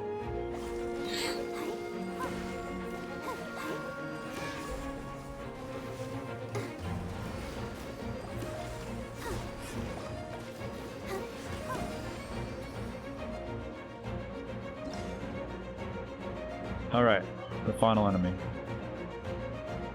This opponent infuses other enemies with a large AoE with an extremely strong, furious firestorm. The effects...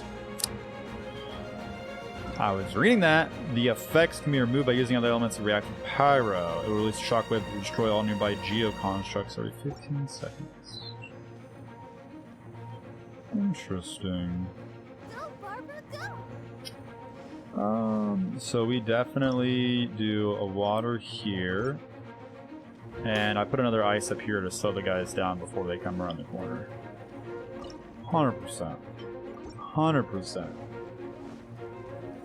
And then we spend our 4,000 points finishing upgrading these dudes. Ice attack. Mist bubble. See, how would that make it better? Maybe more mist bubbles? We'll assume that it does. Attack speed. Draw again. Water. Wind attack? No, let's do ice mastery. Wind damage.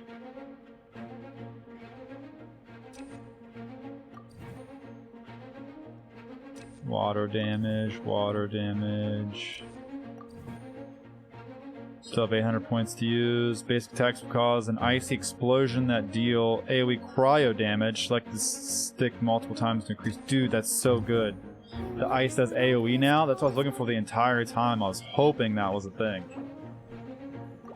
So now its slow is going to be AoE infused. Oh, you're slow, buddy. You're slow with my ice. Wow, that's so good. Is it just you two? No, it's these two guys 3 times. Oh, this is gonna be easy.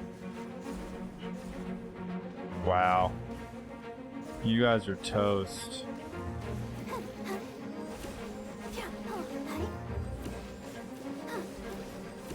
I'm not even in range of a water tower yet. It's gonna be a slow kill just because they're so slow. They do have a lot of health though, so.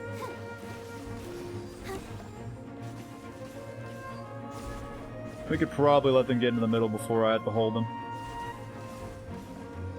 Are you allowed in here? Alright, I'm gonna grab the cat. I'm gonna let this play because I have full confidence that we win, and I'm gonna get the kitty out of here. Come on, buddy, let's go.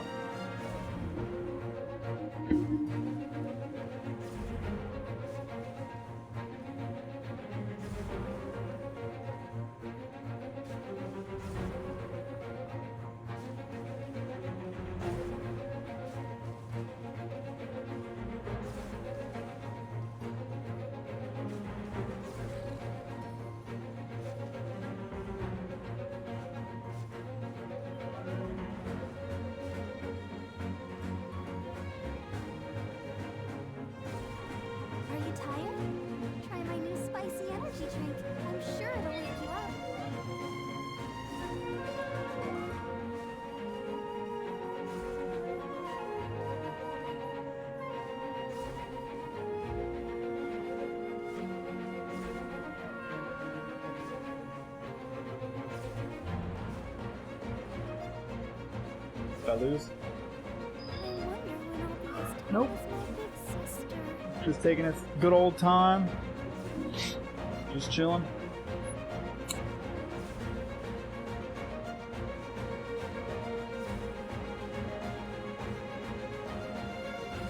It's a pretty cool setup, very simple.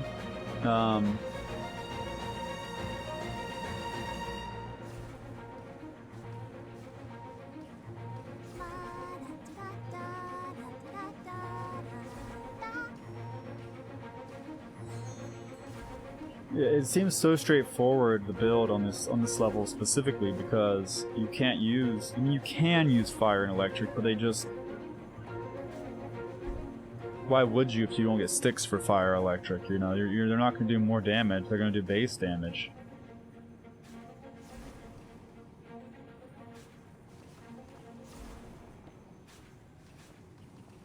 Alright, we got 2 more. So without me interfering, how far do they make it into the center? Do they just get perma-frozen outside of the range of the wind dudes?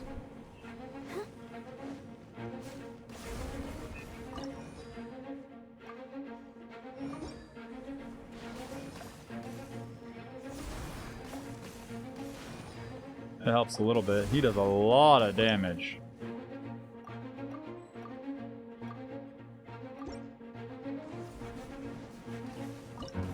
That dude is permanently frozen.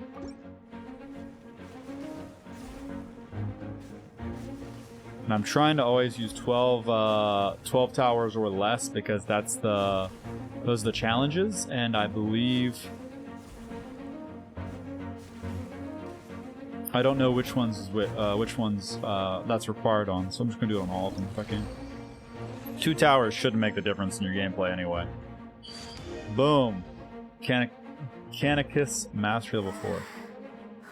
Unlocked new towers and wondrous sticks. Head to the armory to check them out.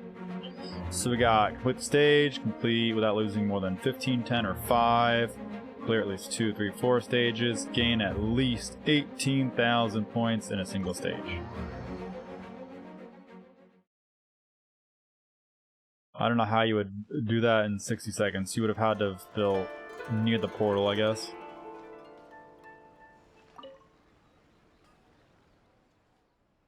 Alright, we can do one more. Alright, what you got for me? Alright, what other mechani did you unlock? The mine, that's just like exactly what it is. The mine, it's destroyed afterwards. Arcanum buffs nearby mechani, increasing their attack by 50%. Huh. Okay, so we want that near the bulk of our powers. Okay, so we got a buff. All right, so 50% more attack. 6 meter range. I don't know how big of a range that is. Wow, fine. Yeah. Wait, can I not go to the next stage yet? Unlocks in 5 hours. Are you kidding me? All right, well then why wouldn't I just play the easy level? There's no reason not to just play the easy level. All right, one more. Easy. Oh, because how many stages it is, maybe? Here, we'll try. I actually would probably do that last one again. It was so easy. No, this one's 4 rounds. This one's all the different types, right? Yeah. So we're going to do...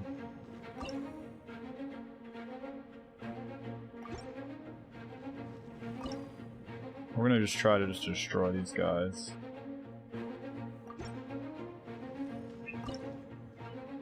Let's do... Fire and electric. Those do really, really good damage together. And then we're gonna swirl them. And if that doesn't kill them, then our main... We'll swirl again.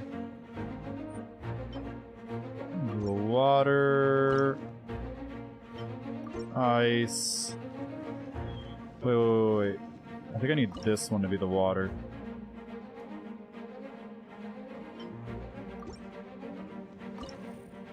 We'll make... Sure, keep that one water for now.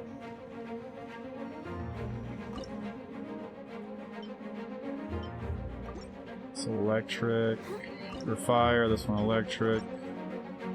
Alright, perfect. They're gonna die outside of the range again!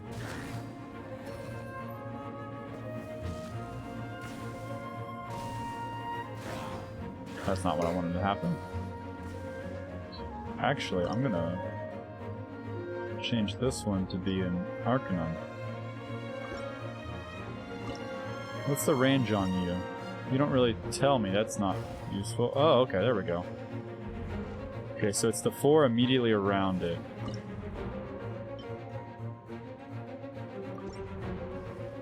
Fire and electric.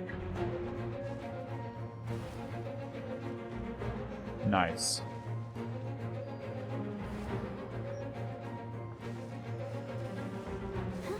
And now we just start, upgrading the power level of these. Fire. Next wave, yep, we'll do that one for more points. Increases the attack increase effect, yes. Movement speed of opponents within the... Oh. Within the recovery, charity AoE. Oh yeah, slow him down even more up front? Sure, yeah, let's do that. Nope, draw again, those are all bad. More fire mastery. And it'll pull enemies in that it's facing. That's such an interesting thought. I mean, we could try it, that might actually be good. Keep him in the AoE. 20% increased defense? No, let's not do that. Everyone is working super hard. We should be This careful. wave, mastery level of all mechani +2. That would be cool for the last level. We want permanent upgrades. Increases Arcanum's attack increase effect, sure. Rippling attack speed. Oh, it's AoE by 50%. We've already upgraded it so many times. So it'll make this have a bigger AoE, so we could probably move it over here and still hit them all. So if I hit this one too, and this one, from where it's sitting.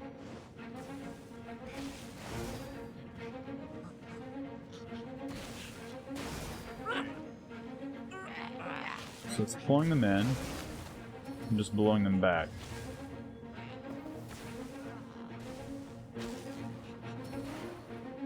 So it would be, it blows them away too. That's so interesting. At least it holds the small ones in front of it.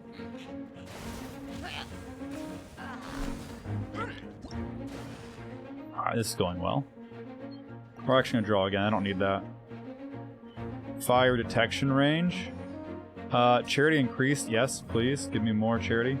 Modifies Glacial Bloom's basic attack to deal greater damage to frozen opponents. Basic attack now also attack one extra time. Sure.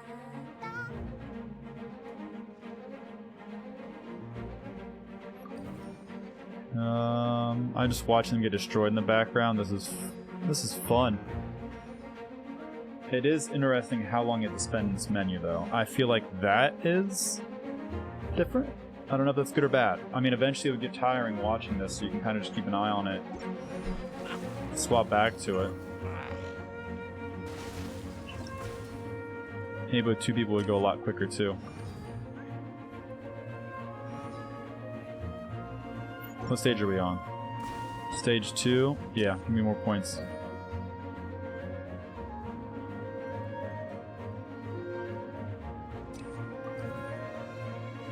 Whatever we can do to get more points. Are you tired? Try my new spicy energy drink. I'm sure it'll wake you up. Okay, no need to wait 2 minutes. Let's just go ahead and start.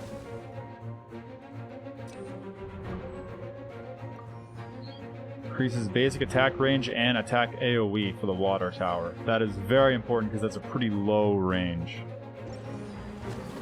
Okay, I do not have a way to stop this dude's shield, but I can smack it and hold him in place.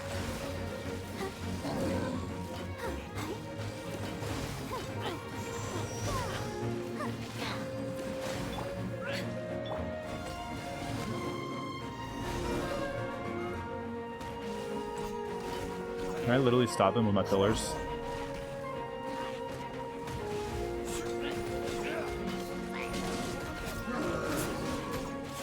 Dude, Zhongli's so good for this.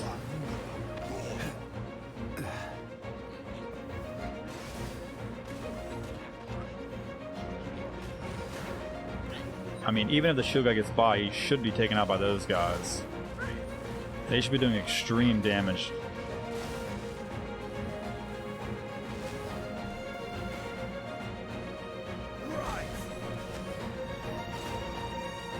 Just hold him there. Oh, I do love that it pulls them in. It just pulls them all right beside him, and then they blow up and just all die. That's so good.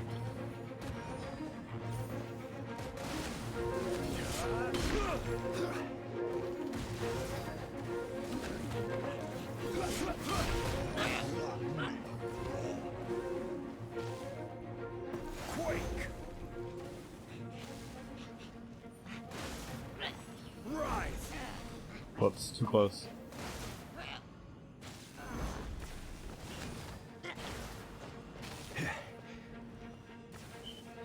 Okay, we got lots of points again. Yep. Water AoE. This is a super easy one. Attack level all mechani. Yep. Last level, might as well. No, we don't need more AoE. This is just a single enemy we're going to be fighting.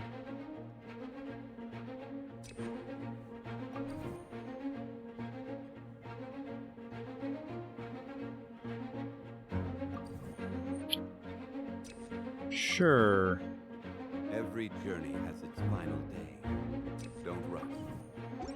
Alright.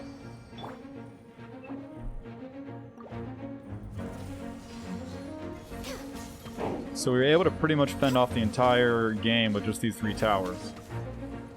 And no buff. We probably would have had a couple slip through the cracks, but I mean, we did most of the work.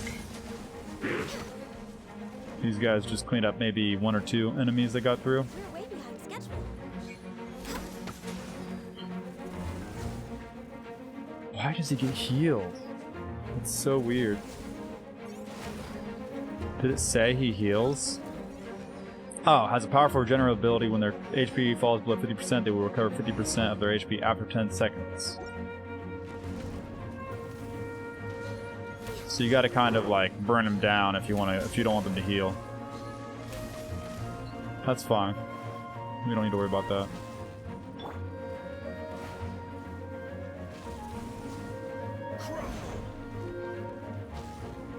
Tower there. Put tower there.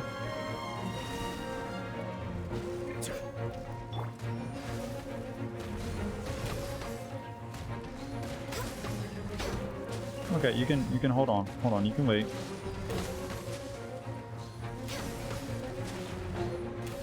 Okay. Whipping out that damage.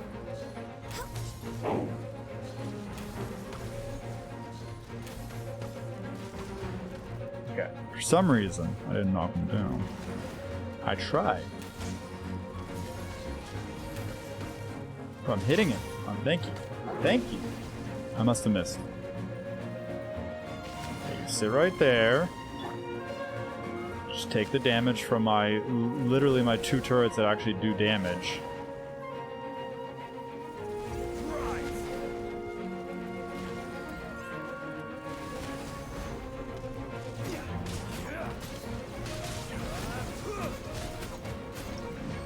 And all the actually buffed turrets in the back. And just like that, halfway through another one. So you could just farm that first level and get really powerful for the next levels coming up. Interesting. Yeah, overall, good things. They definitely improved it.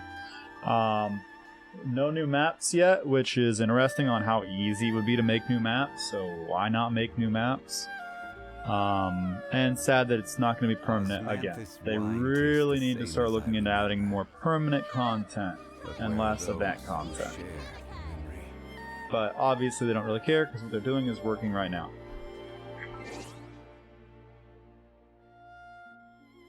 Well guys, it's about that time. I appreciate everyone who hung out with me today and watched me play some Genshin Impact. I know it was very different, since normally I play games from the beginning, and this is a game I've been playing for literally a year now, and just kind of starting at the end kind of situation. So I hope I was able to explain a little bit to those of you who don't know. I'm not the best at explaining without getting like reactions to people asking questions and stuff. Which, hopefully, I explained the general idea of the game. I didn't really go over the actual basics like the attacking and stuff. I just went and did that because I think everyone kind of understands. Once they started seeing the actual like fighting, they kind of understood. But thank you guys all for being here. Thanks to everyone who subbed today and followed. I apologize again for Gathers that your follow did not show up. It's not showing up in my Streamlabs dashboard still. If it does show up on Sunday, I will make sure I rerun it. Even if you're not here right now, even if you won't be here then, I'm going to rerun it because I want to make sure that it pops up for everyone. Sunday, we will be playing some Roblox. Not Diablo 2, I'm sorry. Unless, like, everyone in the audience is like, play Diablo 2. It's going to be Roblox. That's what I said. I already had a plan with my friends. Unless they all bail on me last minute. Even then, we could technically still play Roblox games. I mean, who cares? You guys can join me. We're going to be playing random Roblox games. You guys are welcome to join in as long as there's room, which there definitely should be for a lot of the games. You're just not allowed to watch my stream and cheat. No, I'm just kidding. That's going to be fun. I think it's actually going to be really, really fun. There's like some games like the murder one where technically you could watch my screen and cheat, but that's fine. I'll just kill you first before you know what hit you. Oh boy. I had fun today, guys. I hope you did too. I appreciate you being here, but I'm gonna get some food. Thanks for hanging out. See you guys on Sunday, okay? Have a good night. Appreciate you guys. Thank you.